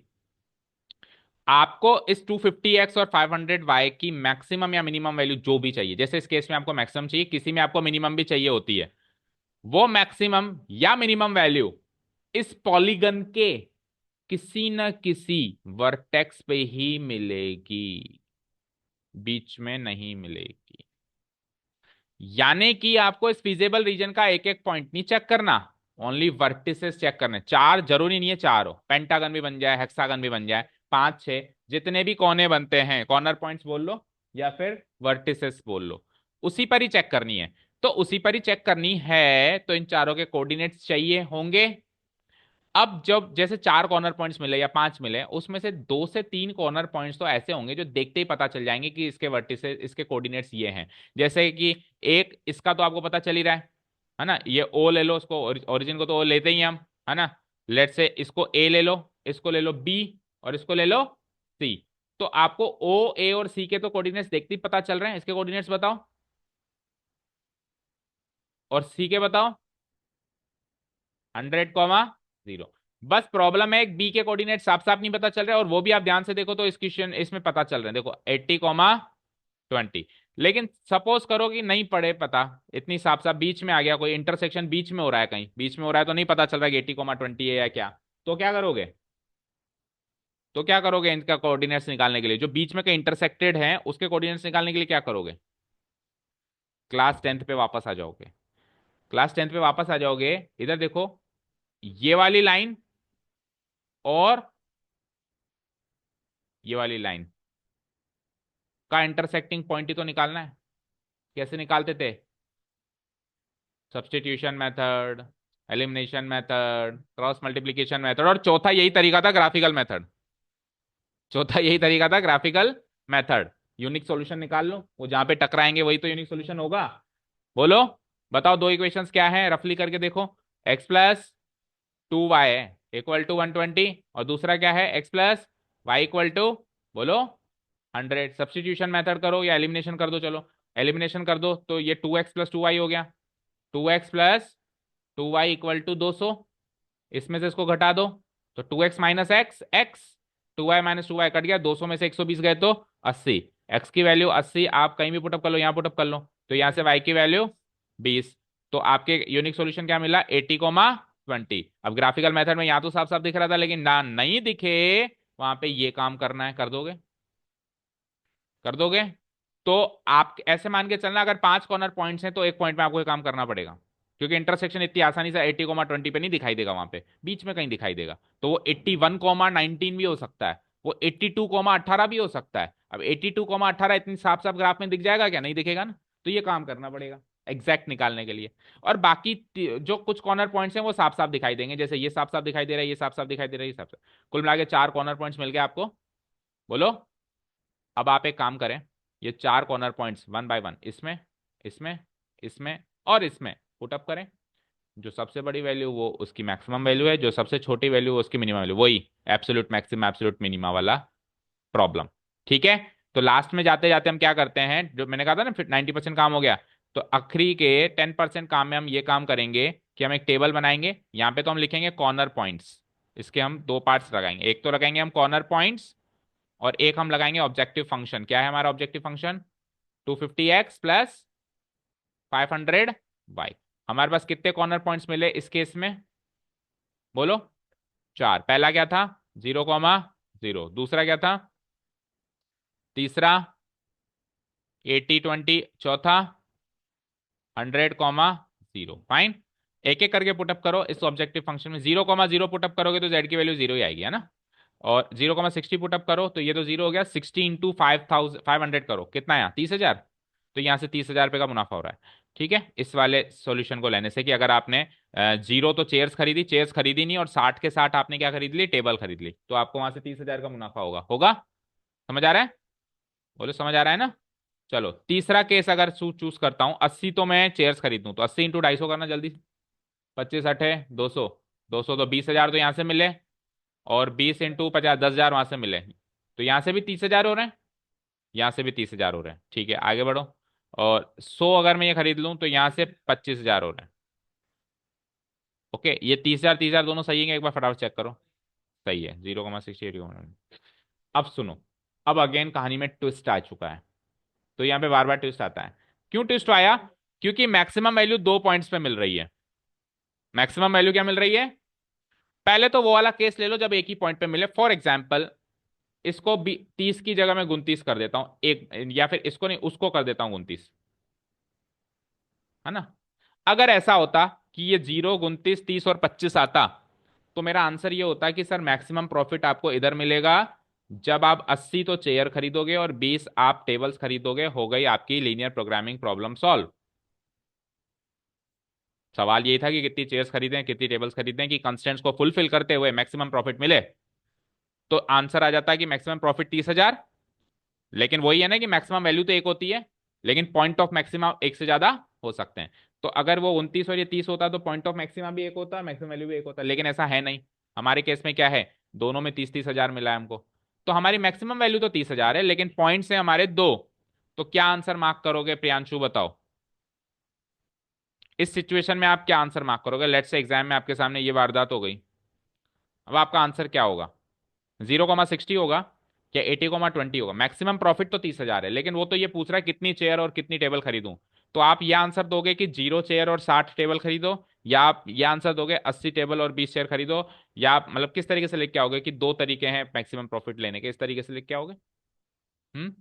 और किस किसने पढ़ा था एलपीपी स्कूल में? थोड़ा थोड़ा। हाँ थोड़ा थोड़ा। ऐसी सिचुएशन तो आई नहीं थी सर, स्कूल में तो सरल ही आती है सिचुएशन। अब देखो ट्यूशन पे तो तुक्के में भी डिफिकल्ट सिचुएशन बन जाती है, मतलब जो रेयरेस्ट केस है वो बन जाता है, ये तो आखिरी में बनता है, ऐसा केस हमारे पहले ही बन गया। ठीक है, तो हम शुरू में ही खतरों के खिलाड़ी बन गए। हाँ प्रियांशु बोलो ना, क्या करोगे, क्या मार्क करोगे? 80,20 ये तो ये हो गया कि सर वो पसंद नहीं आ रही है, पसंद आ रही है मेरे को। हाँ बोलो प्रियांशी, बोलो, डिस्कस करो, क्या कह रहे हो? बोलो बोलो बोलो। बोल दो, जो उसको बोल रहे हो मुझे बोल दो कि 80,20 सेलेक्ट कर लेती हूँ, ऐसे बोल रहे हो? तो 0,60 सेलेक्ट कर लेते हैं। अच्छा, कोई ऐसे नहीं कहेगा कि सर 0 चेयर क्यों खरीदेगा, वो टेबल ही क्यों खरीदेगा, ऐसा कुछ नहीं है। 0,60 भी आंसर हो सकता है, फर्स्ट ऑफ ऑल। उसकी शक्ल पे देख के मत कहना कि ये गलत है। 0,60 भी आंसर हो सकता है ना? ऐसा भी हो सकता है कि आप चेयर्स खरीदो, या मत टेबल ही टेबल खरीद लो। अब बताओ। दोनों ही लिख दो, मतलब आपके हिसाब से दो पॉसिबल सॉल्यूशन है इसके, है ना? 0,60 भी इसका सॉल्यूशन है, और 80,20 भी इसका सॉल्यूशन है। आपको देखना ध्यान से, अगर आप स्क्रीन पे देख पा रहे हो। हम्म, देखो एक बार देखो, स्क्रीन पे अगर आप देख पा रहे हो, मैं प्रैक्टिकल करके दिखा रहा हूं, तो ये वाला पॉइंट जो है, इस पॉइंट के कोऑर्डिनेट्स बता सकते हो? 90,1 नहीं, 90,10। तो एक बार रफली 90,10 आप इसमें डालो, डाल के बताओ क्या प्रॉफिट मिलता है।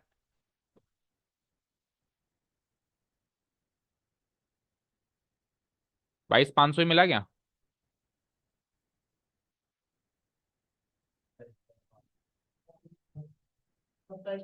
सॉरी सॉरी, 0,60 था ना, मैंने 100,0 ले लिया। एक मिनट पॉइंट चेंज कर रहा हूँ मैं, रुको एक मिनट रुको। मैंने ये ले लिया ना। सो आप ये वाला लेना जरा, होता है कैसे, ये वाला देखना क्या आ रहा है। 20,50 है क्या?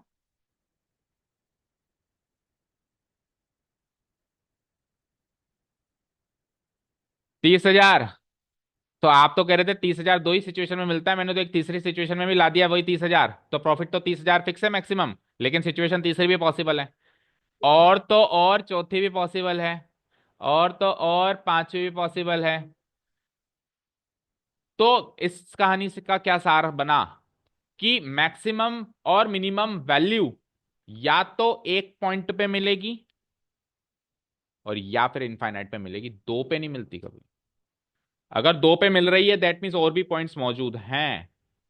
अब आंसर है कि सर बहुत सारी सिचुएशन है, 30,000 मैक्सिमम प्रॉफिट है, बस यही बता सकते हैं। अब आपको बताऊं कौन कौन से वो पॉइंट्स हैं, तो इनफाइनाइट, मैं एक एक तो नहीं गिनवा सकता, लेकिन आइडिया दे सकता हूं कि वो पॉइंट्स कौन कौन से हैं। आपके मैक्सिमम प्रॉफिट कौन कौन से पॉइंट पे मिले, बताओ जरा। अब मैंने करके बताया, देखो 30,000 दोबारा आया है ना, तीसरी सिचुएशन चौथी सिचुएशन में भी 30,000 आया। हाँ मुझे बताओ मैक्सिमम प्रॉफिट आपके कौन कौन से पॉइंट पे मिला, जल्दी बोलो, ए पर और। तो ए और बी को ज्वाइन करने वाले लाइन सेगमेंट के हर एक पॉइंट पे अब आपको 30,000 ही मिलेगा। इनफाइनाइट पॉइंट्स हैं इस पे। अब बताए क्या आंसर मार्क करोगे आप ये आंसर मार्क करोगे, maximum profit is ₹30,000, and then that can be achieved at each and every point on the line segment joining the points A and B. A और बी को ज्वाइन करने वाली line segment के each and every point पर वो maximum profit achievable है 30,000 का। तो एक पॉइंट नहीं दे सकते। एक पॉइंट पता है कब मिलता? जब इधर एक पॉइंट मिलता, इधर दो मिल गए ना, तो इन दोनों को ज्वाइन करो, एक लाइन बन गई, उस लाइन पर हर एक पॉइंट पे ये 30,000 प्रॉफिट अचीवेबल है। अब ये आपकी एलपीपी प्रॉब्लम सॉल्व, जिसमें हमने मैक्सिमम प्रॉफिट भी बता दिया और कहां अचीव होगा वो भी बता दिया। ठीक है, तो ये मान के चलो चैप्टर आपका कितना पार्ट हो गया पता है? नहीं 80 तो नहीं, अगर पूरे चैप्टर की बात करें तो 75% पोर्शन हो गया। 25% में दो बातें रह गई। एक बात सबसे इंपॉर्टेंट बात, अगर ये खुला हुआ अनबाउंडेड रीजन मिले तब तो सिचुएशन से दूसरी होगी, जैसे ये तो अभी बाउंडेड है, अनबाउंडेड रीजन मिले तो क्या होगा? दूसरा पार्ट ये रह गया कि किस टाइप की प्रॉब्लम्स हो सकती है। जैसे ये वाली प्रॉब्लम क्या थी, प्रॉफिट मैक्सिमाइजेशन प्रॉब्लम। एक प्रॉब्लम और बनती है डाइट प्रॉब्लम, जो सबको आजकल प्रैक्टिकल लाइफ सिचुएशन में सबको चाहिए। आपको एक बैलेंस डाइट सेट करनी है खुद के लिए, आपको अपनी बॉडी के लिए विटामिन ए की मात्रा इतनी इतने यूनिट चाहिए, विटामिन बी की मात्रा इतने यूनिट चाहिए, विटामिन सी, लेकिन साथ में फैट भी मिलता है। तो आप ऐसा थोड़ा कि विटामिन ए बी सी की सारी क्वांटिटी खाते जाओ खाते जाओ खाते जाओ, फैट भी मिलेगा, तो आपको फैट को भी कम करना है, इसको भी बढ़ाना है, तो ये होती है डाइट प्रॉब्लम, ये भी आ सकती है। तीसरी होती है ट्रांसपोर्टेशन प्रॉब्लम। ट्रांसपोर्टेशन प्रॉब्लम का ओवरव्यू समझो। सपोज करो मेरे पास एक गोडाउन है, और मेरे गोडाउन के आसपास के एरिया में मेरे 5 आउटलेट हैं, अलग अलग शोरूम्स हैं। अब मुझे माल इस आउटलेट पे भी पहुंचाना है, इस पे भी पहुंचाना है, तो ट्रांसपोर्टेशन का खर्चा होगा, यहाँ से यहाँ, यहाँ से यहाँ खर्चा होगा। तो मेरे पास आइटम इतना है पहुंचाने का, उस आउटलेट की डिमांड इतनी है भाई, उसको हर हफ्ते 100 आइटम चाहिए होते हैं। मेरे पास गोडाउन पे आइटम है 10,000, तो 100 तो उसको देने, 200 उसको देने। तो उसकी डिमांड को फुलफिल करते हुए मेरे खर्चे को मिनिमाइज करना है, ये होती है ट्रांसपोर्टेशन प्रॉब्लम। ठीक है, तो मोस्ट प्रोबेबली ये 3 से 4 प्रॉब्लम्स आएंगी। कौन कौन सी? एक तो प्रॉफिट मैक्सिमाइजेशन प्रॉब्लम, दूसरी डाइट प्रॉब्लम, तीसरी ट्रांसपोर्टेशन प्रॉब्लम, जिसमें से सबसे इंपॉर्टेंट आती है ट्रांसपोर्टेशन प्रॉब्लम। Okay, done. अब फटाफट से नोट्स आओ, 5 मिनट में नोट्स कवर करते हैं। जो भी था सार खत्म हो चुका है, इंट्रोडक्शन खत्म हो चुका है, कल से अपन एक्सरसाइज स्टार्ट कर सकते हैं। ठीक है, नोट्स सेक्शन पे आ जाएं क्विकली। बोलो, रेडी? इसको मैंने डिलीट नहीं किया है, कुछ वापस रेफर करना पड़े वहां से, तो फटाफट से देख लेंगे। तो लीनियर प्रोग्रामिंग प्रॉब्लम जो आपको नोट्स में नोट डाउन करना है, कुछ ज्यादा नहीं, 3-4 पेजेस के नोट्स हैं बस, ज्यादा नहीं है इसमें। वो आप आज ही कंप्लीट कर लें, ताकि फिर कल से हम क्या करेंगे, ग्राफ लेके एक्सरसाइज स्टार्ट कर देंगे। 12.2 भी करेंगे, 12.1 तो पूरी करनी है, और 12.2 से एक आध क्वेश्चन करना है। जैसे ट्रांसपोर्टेशन प्रॉब्लम तो करेंगे हम लोग, मजा आता है उसको करने में।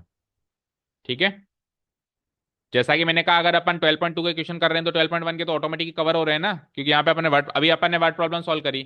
तो वर्ड प्रॉब्लम सॉल्व करी तो एलपीपी लीनियर इनइक्वालिटीज बनी, तो बनने के बाद उसको सॉल्व करी, तो एक में सीधी सीधी बना के ही दे देता। जैसे मैंने एक इक्वेशन को चेंज भी करवाया कि बेटा ये ना मान के ये मान ले, तो ये बनी बनाई हो गई, और एक मैं खुद बना रहा हूँ, तो दोनों प्रॉब्लम सॉल्व हो रही है। चलो let's understand this linear programming problem quickly. एक रीड आउट मारते हैं। A linear programming problem is an optimization problem। Optimise करने का मतलब होता है बैलेंस करना, ठीक है।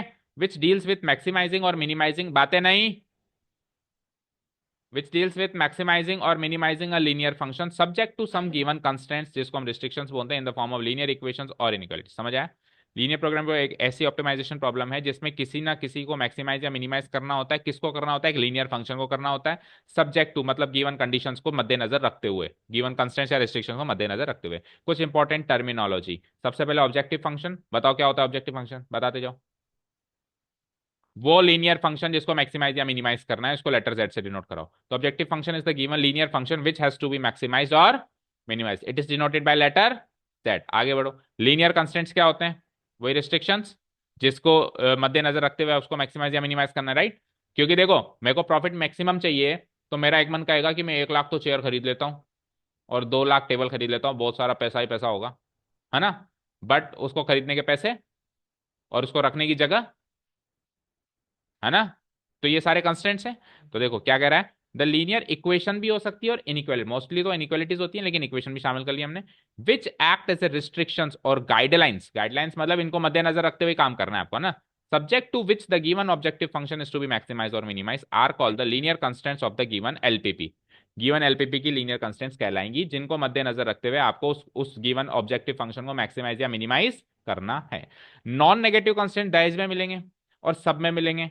ये क्या कहता है? Non negative constants are the constants, ऐसे कंस्टेंट्स हैं जो ये बताते हैं कि आपके एक्स और वाई वेरिएबल्स हैं वो नॉन नेगेटिव होने चाहिए। दैट मीन्स एक्स भी ग्रेटर देन इक्वल टू 0 होना चाहिए और वाई भी ग्रेटर देन इक्वल टू 0 होना चाहिए। ये दोनों को हम कहते हैं नॉन नेगेटिव कंस्टेंट्स। ठीक है, फीजिबल रीजन या पॉसिबल रीजन क्या होता है बताओ, बोलो। जो कि कॉमन रीजन है सारे के सारे कंस्टेंट्स का, all the constants including non negative constants भी होने चाहिए, ऐसा नहीं इसको बाहर निकाल दो उसको, और जो और कंस्टेंट्स हैं उन दोनों को मद्देनजर रखते हुए एक कॉमन रीजन बना था अभी जो अपने येलो शेड किया था, उसको हम क्या कहेंगे? Feasible region. इसको किसी किसी जगह सॉल्यूशन रीजन भी कहा जाता है। सॉल्यूशन रीजन आ जाए तो समझ जाना वो, या कहीं कहीं पॉसिबल रीजन भी कहा जाता है ना, समझ गए? Okay. Every point of this feasible region, इस येलो पोर्शन की, जो ये हमारा येलो पोर्शन बना था अभी इस टाइप का कुछ ऐसे, कैसे बना था ऐसे, है ना?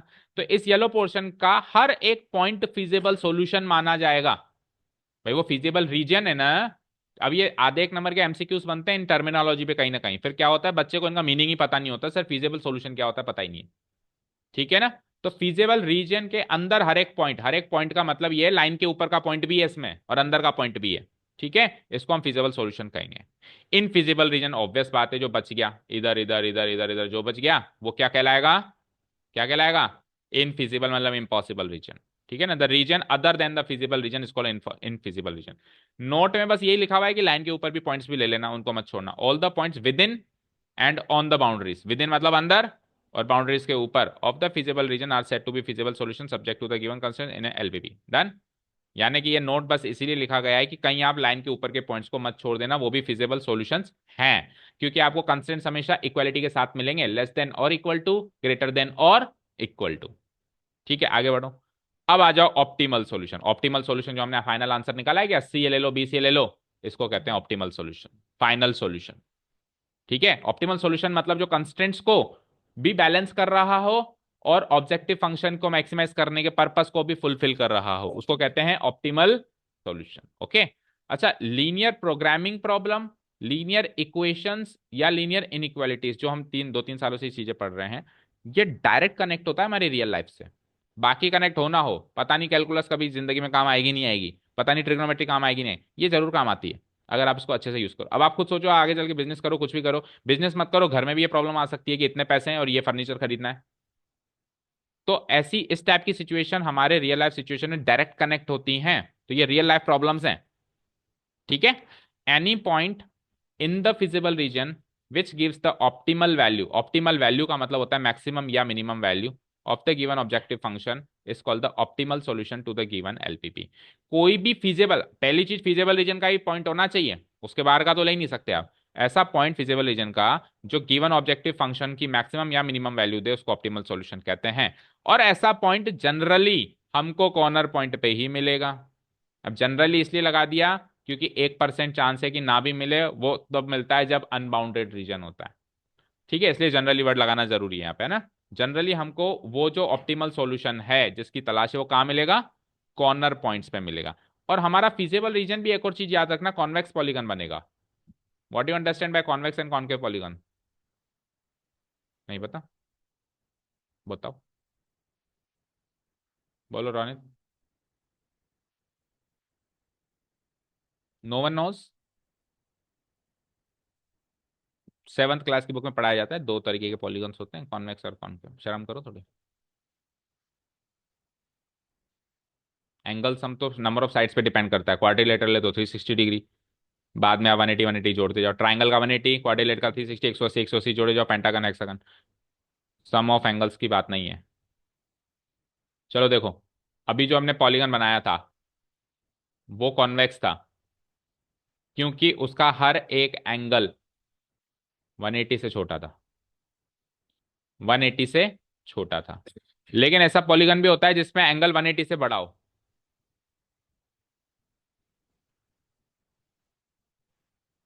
इसमें ये एंगल 180 से बड़ा आ गया, तो जिसमें एक एंगल, एक ही बन सकता है, दो तो बन ही नहीं सकते हैं। जिसमें एक एंगल 180 से बड़ा, जिसको रिफ्लेक्स एंगल बोलते हैं, आ जाए, ऐसे पॉलीगन को बोलते हैं कॉनकेव पॉलीगन। जो हमारे इसमें रीजन में नहीं बन के आएगा, हमेशा कैसा बन के आएगा? कन्वेक्स पॉलीगन ही बन के आएगा। इस टाइप का बन के आया था ना जिसमें हर एक एंगल 180 से छोटा था। बोलो, दिया क्लियर है? तो कॉनकेव पॉलीगन क्या होता है? जिसमें एक एंगल रिफ्लेक्स एंगल होता है, दैट मीन्स 180 और 360 के बीच का होता है। ठीक है, और बाकी सब जो होते हैं हमारे 180 एक्यूट या ऑब्ट्यूज होते हैं, 180 से छोटे सारे एंगल्स एक्यूट या ऑब्ट्यूज होते हैं। ठीक है क्या? नेक्स्ट।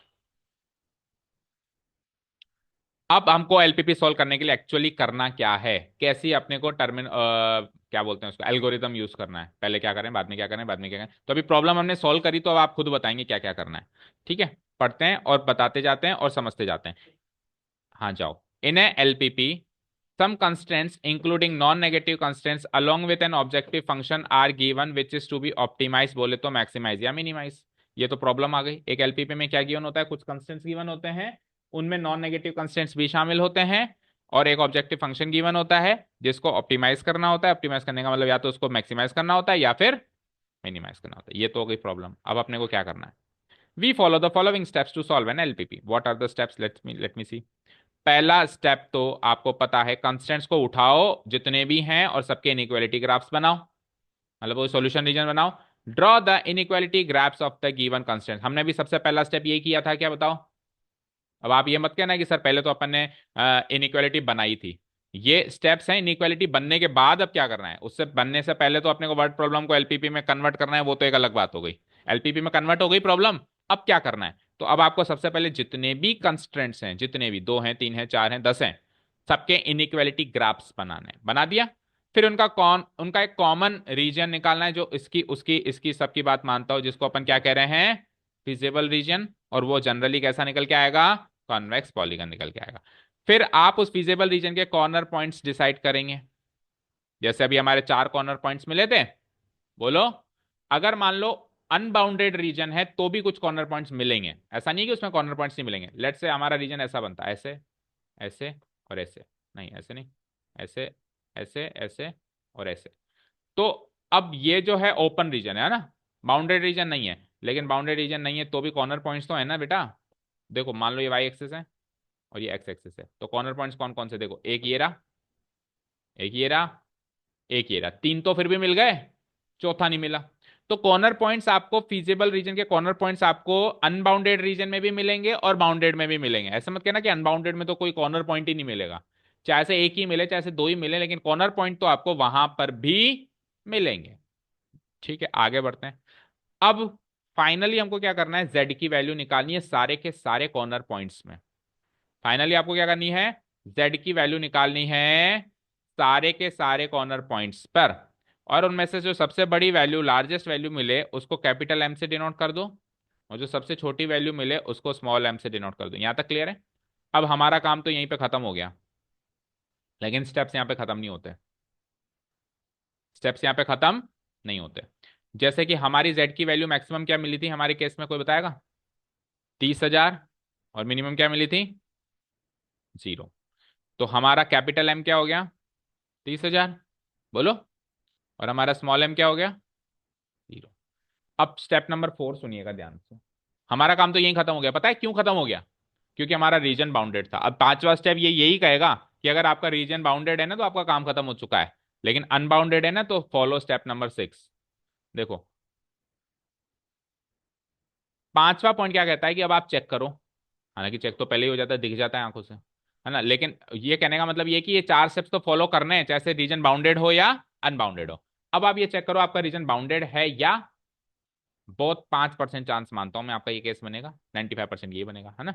चलो, in case the feasible region is bounded the process will stop here only. जैसे हमारा स्टॉप हो गया था, और आपका कैपिटल एम ही मैक्सिमम वैल्यू है और आपका स्मॉल एम ही मिनिमम वैल्यू है, काम हो गया खत्म।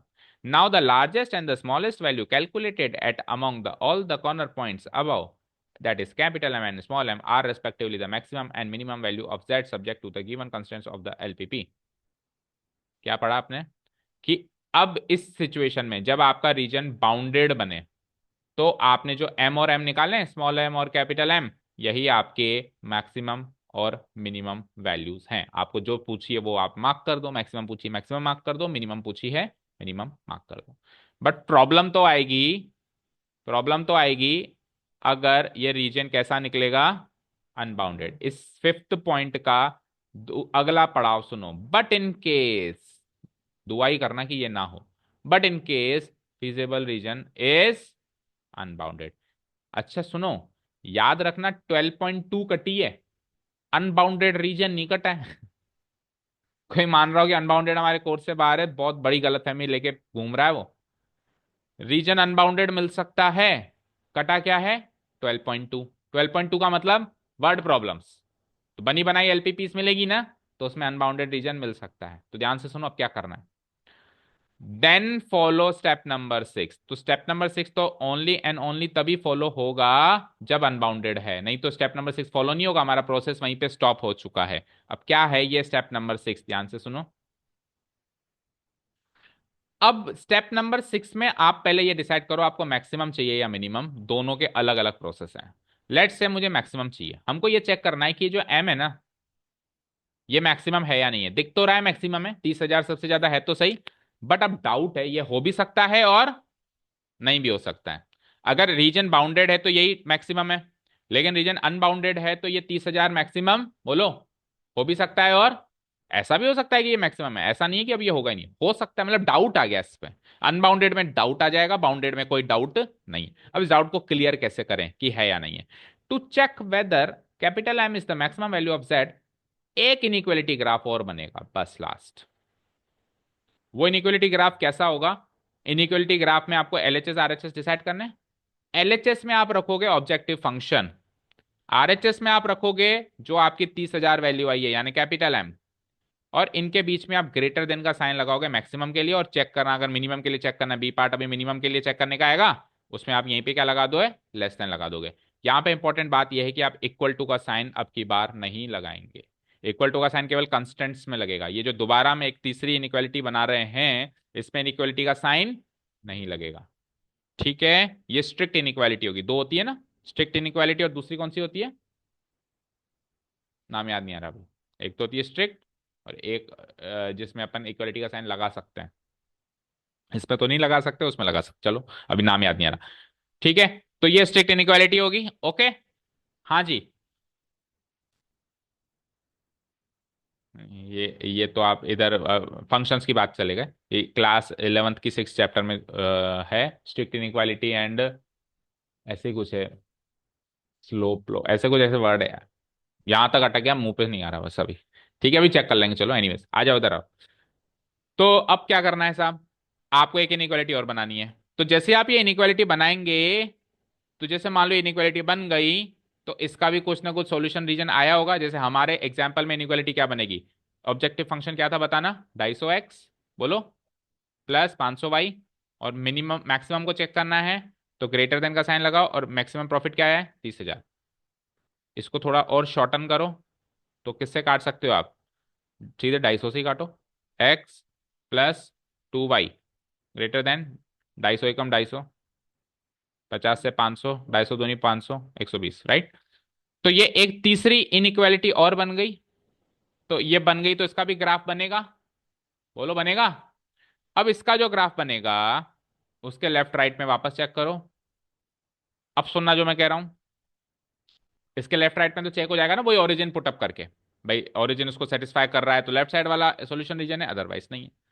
अब इसका सॉल्यूशन रीजन जो आखिरी में बना है, और हमारा फीजेबल रीजन जो येलो पार्ट हमने शुरू में शेड किया था, इन दोनों के बीच में कोई कॉमन पॉइंट है या नहीं है, ये चेक करना है। कॉमन मतलब एक भी पॉइंट कॉमन है या नहीं है। अगर अगर इन दोनों के बीच में कोई भी पॉइंट कॉमन नहीं है, तब डाउट क्लियर है, तू ही मेरा मैक्सिमम वैल्यू है 30,000 है। ये तो अभी लास्ट में जो इनइक्वालिटी बनाई, इसका भी एक सॉल्यूशन रीजन डिटरमाइन होगा लेफ्ट राइट साइड में। एक रीजन तो ये हो गया, और एक रीजन जो येलो शेड था ना, फीजेबल रीजन, जो अनबाउंडेड रहा होगा, इस केस में अनबाउंडेड रहा होगा जब भी तो चेक हो रहा है ना, जो अनबाउंडेड फीजेबल रीजन रहेगा, और एक इसका सॉल्यूशन रीजन, इनमें कोई पॉइंट कॉमन है या नहीं है। अगर कॉमन पॉइंट नहीं है, तो ये हमारा मैक्सिमम प्रॉफिट है 30,000, और कॉर्नर पॉइंट जिस पे मिला है वो हमारा पॉइंट ऑफ मैक्सिमा है। लेकिन अगर उन दोनों के बीच में कोई कॉमन पॉइंट है, एक भी है, तो ये इसका मैक्सिमम वैल्यू नहीं है, और इस केस में इसकी मैक्सिमम वैल्यू निकाली ही नहीं जा सकती। It is not possible to determine the maximum value of this objective function. ठीक है, सो अनबाउंडेड रीजन के केस में जो फाइनली एक इनइक्वालिटी और बनी है, उसका कॉमन रीजन निकाला, तो उसमें कॉमन पॉइंट आप दुआ करो ना मिले, नहीं मिलेगा तो ये कैपिटल एम मेरी लार्जेस्ट वैल्यू मानी जाएगी, अगर मिल गया तो फिर नहीं मानी जाएगी। बस खत्म है कहानी, इसके बाद कुछ नहीं है। ठीक है, क्या कहता है पढ़ो आखिरी। तो ये लास्ट वाला थोड़ा याद रहेगा ना, क्योंकि ये क्या है, 2 या 3% केसेस में अनबाउंडेड बनता है, तो फिर क्या है, ये याद नहीं रहता भाई इसमें क्या होता था। If there is no point in common between the feasible reason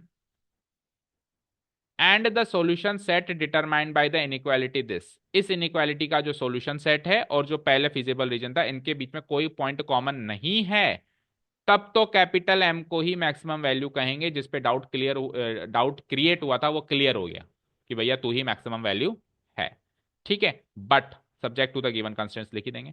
otherwise Z has no maximum value, otherwise मतलब अगर ऐसा ना हो, कॉमन पॉइंट आ जाए एक भी, तो फिर जेड की कोई मैक्सिमम वैल्यू नहीं है, मतलब है तो सही, मतलब है नहीं का मतलब इनफाइनाइट वैल्यू, अब इनफाइनाइट आंसर तो दे नहीं सकते ना।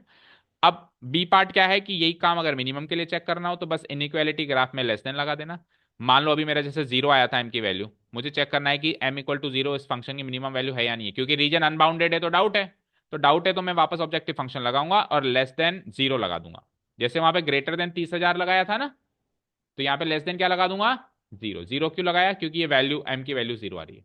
ठीक है, अब वापस वही काम करना है, इसका भी एक सॉल्यूशन सेट बनेगा और फिजिबल रीजन में कोई पॉइंट कॉमन है या नहीं है वो चेक करना है। If there is no point in common between the feasible region and this solution set of this inequality, then क्या एम को हम मिनिमम वैल्यू मान देंगे, अदरवाइज एम की कोई मिनिमम वैल्यू भी यहाँ पे नहीं है, otherwise that is no minimum value. That is it, that is it. समझ आया? ओके, समझ आया क्या? अब इसी ग्राफ में देख लो एक बार, मान लो मैं तीसरा वाला बनाता फंक्शन, है ना, तीसरा वाला इनइक्वालिटी ग्राफ बनाता और वो कुछ ऐसा निकलता, जैसे मेरे को अभी डाउट हो रहा था इस पे, है ना, 80,20 पे लेट से डाउट हो रहा था कि पता नहीं ये है या नहीं है। कब डाउट कब होता है, जब अनबाउंडेड रीजन में, अभी तो ये बाउंडेड है, मान लो ये अनबाउंडेड है, तो मैंने एक तीसरा इनइक्वालिटी बनाई, जो भी बनाई थी 250x प्लस, रफली कर रहा हूँ इस सारा काम में, है ना, मतलब इसको एक्चुअल से मत कनेक्ट करना कि सर ये तो हो नहीं सकता ना, 30,000 है ना। इससे फिर मैंने कुछ बनाई और कुछ बना के जब मैं लाइन ड्रॉ करने लगा तो लेट्स से वो लाइन ऐसी बनी, कैसी, हम्म, वो लाइन इस पॉइंट से तो पास करेगी, ये तो पता है ना, वो लाइन इस पॉइंट से तो पास करेगी ना, क्योंकि आपने ग्रेटर देन 30,000 ही लगाया। तो इसमें तो कोई डाउट नहीं है कि इस लाइन इस पॉइंट से पास करेगी नहीं करेगी, अगर कोई इसको इस पे डाउट लेके बैठा है तो उसके कॉन्सेप्ट काफी वीक है, यहां से और ऐसे।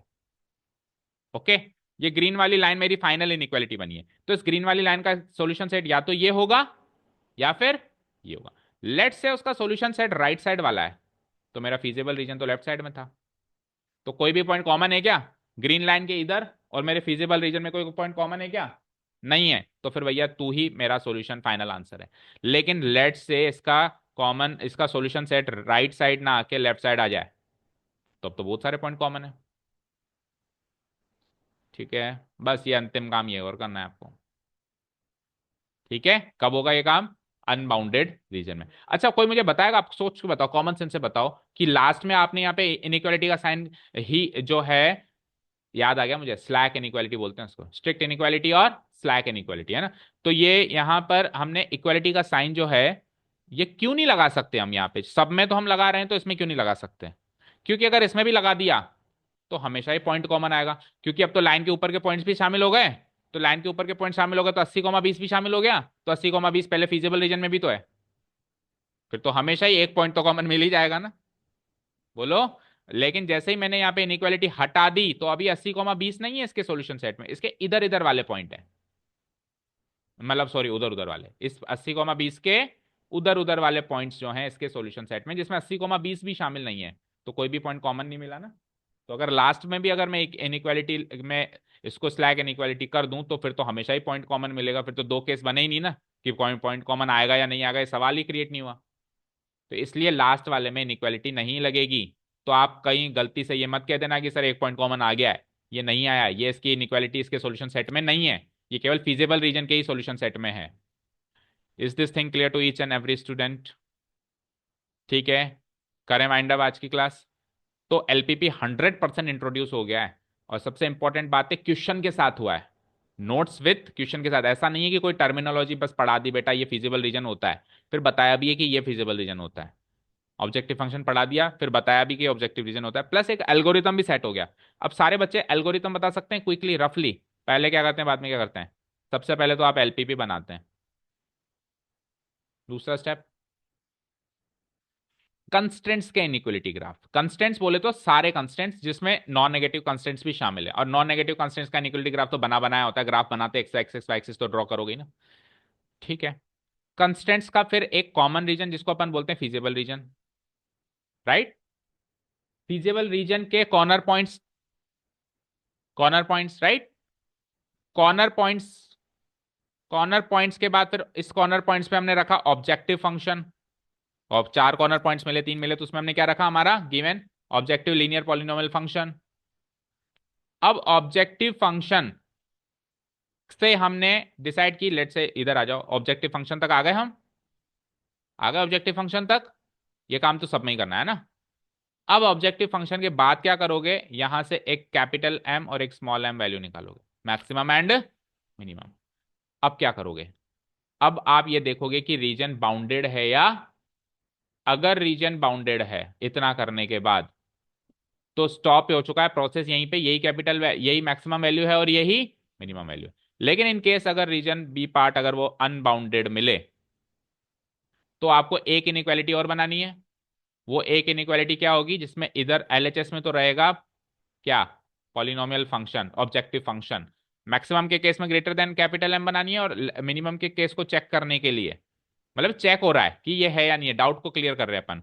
तो मैक्सिमम का डाउट क्लियर करने के लिए ग्रेटर देन एम, और मिनिमम का डाउट क्लियर करने के लिए लेस देन स्मॉल एम। जो भी केस हो उसको उठाओ, इसका भी एक सॉल्यूशन सेट बनेगा, राइट, और इसका भी एक सॉल्यूशन सेट बनेगा, राइट। अब इस सॉल्यूशन सेट और जो पहले फिजिबल रीजन था, दोनों में से कोई भी केस रहेगा, और लगा देता हूं है ना, या तो ये केस रहेगा, ये केस रहेगा। इसका और फिजिबल रीजन का कोई कॉमन पॉइंट है या नहीं है वो चेक करना है। अगर इसका कोई कॉमन पॉइंट है, और या फिर दूसरा केस क्या बनता है, नो कॉमन पॉइंट, राइट। ये दो केस बनेंगे। अगर कॉमन पॉइंट है तब तो क्या डिसीजन होगा आपका, क्या डिसीजन होगा बताओ। कॉमन पॉइंट है तो क्या डिसीजन होगा, ये कैपिटल एम और स्मॉल एम इसकी या जो भी केस है वो मैक्सिमम मिनिमम वैल्यू नहीं है और निकाली भी नहीं जा सकती, not possible to find the maximum. लेकिन अगर नहीं है तो डिसीजन होगा कि भैया तू ही है। यानी कि वो जो सबसे बड़ी सबसे छोटी वैल्यू मिल गई ना कॉर्नर पॉइंट्स पे, आंसर या तो वही हो सकता है या हो ही नहीं सकता। ठीक है, क्लियर। ये है सारी कहानी का सार। कल से पकड़ लेंगे क्वेश्चन, ग्राफ शीट सबको लेके आनी है। एक वन गो में हमने चैप्टर को कंप्लीट किया है, ताकि पूरी अंडरस्टैंडिंग एक ही बार में क्लियर हो जाए। अगर आधा अधूरा करते हैं ना, आज आज कंस्टेंट्स पढ़ लेते हैं, कल ऑब्जेक्टिव फंक्शन पढ़ लेते हैं, परसों अनबाउंडेड रीजन पढ़ लेते हैं, तो आधा अधूरे में समझ में नहीं आता। तो पूरे चैप्टर को, पूरे वीडियो को ढंग से थोरोली रिवाइज करो, सारे नोट्स बनाओ, है ना। ये क्वेश्चन मत नोट डाउन करना, ये रफ था, केवल नोट्स नोट्स बनाओ, और पूरे वीडियो को एक बार फिर से जरूर देखना आराम से, चाहे से 2x स्पीड में ही देखें। कल से अपन लाएंगे ग्राफ शीट्स लानी है सबको, अपना पेंसिल, इरेजर, शार्पनर, स्केल, जो भी फलाना डिमका लाना है। Lending and borrowing is not allowed. ऐसा नहीं होना चाहिए, मैं इधर बात कर रहा हूँ, अरे यार एक पेंसिल देना, अरे यार एक इरेजर देना, अरे यार स्केल देना, इधर से स्केल फेंक रहे हैं, ये सब काम नहीं कल चलेगा। जिसके पास नहीं है वो क्लास से अपने आप बाहर जाके ले आना कहीं से भी, फिर क्लास में बैठेंगे। और ग्राफ शीट्स अपनी लानी है, ग्राफ बुकलेट पूरी लानी है, पन्ने नहीं लाओगे, क्योंकि पन्ने फिर इधर उधर हो जाते हैं। अपनी अपनी पूरी पूरी बुकलेट लाएंगे सब, क्योंकि अपन ज्यादा भी नहीं तो 8 से 10 एलपीपी सॉल्व करेंगे। तो पूरी, हाँ 8 से 10, मैं कल कल में नहीं करेंगे, आराम से 2-3 दिन में। तो वो पूरी की पूरी, और फिर कुछ कुछ एक हम टेस्ट में भी तो देंगे ना, तो वो टेस्ट वाली जो होंगी ना वो भी उसी में कर लेना आप, ताकि सारी एलपीपी प्रॉब्लम एक ही बुकलेट में आपके पास रहेंगी। वो टेस्ट भी उसी में ही दे लेना, तो पूरी नई बुकलेट खरीद के लाएंगे। ठीक है, क्लियर। और जो ऑन एब्सेंट है, ऑब्वियसली आप लोग भी सुन रहे होंगे कि आपको भी ये काम करना है। चलिए, thank you so much for listening to us, have a nice day, keep learning and bye.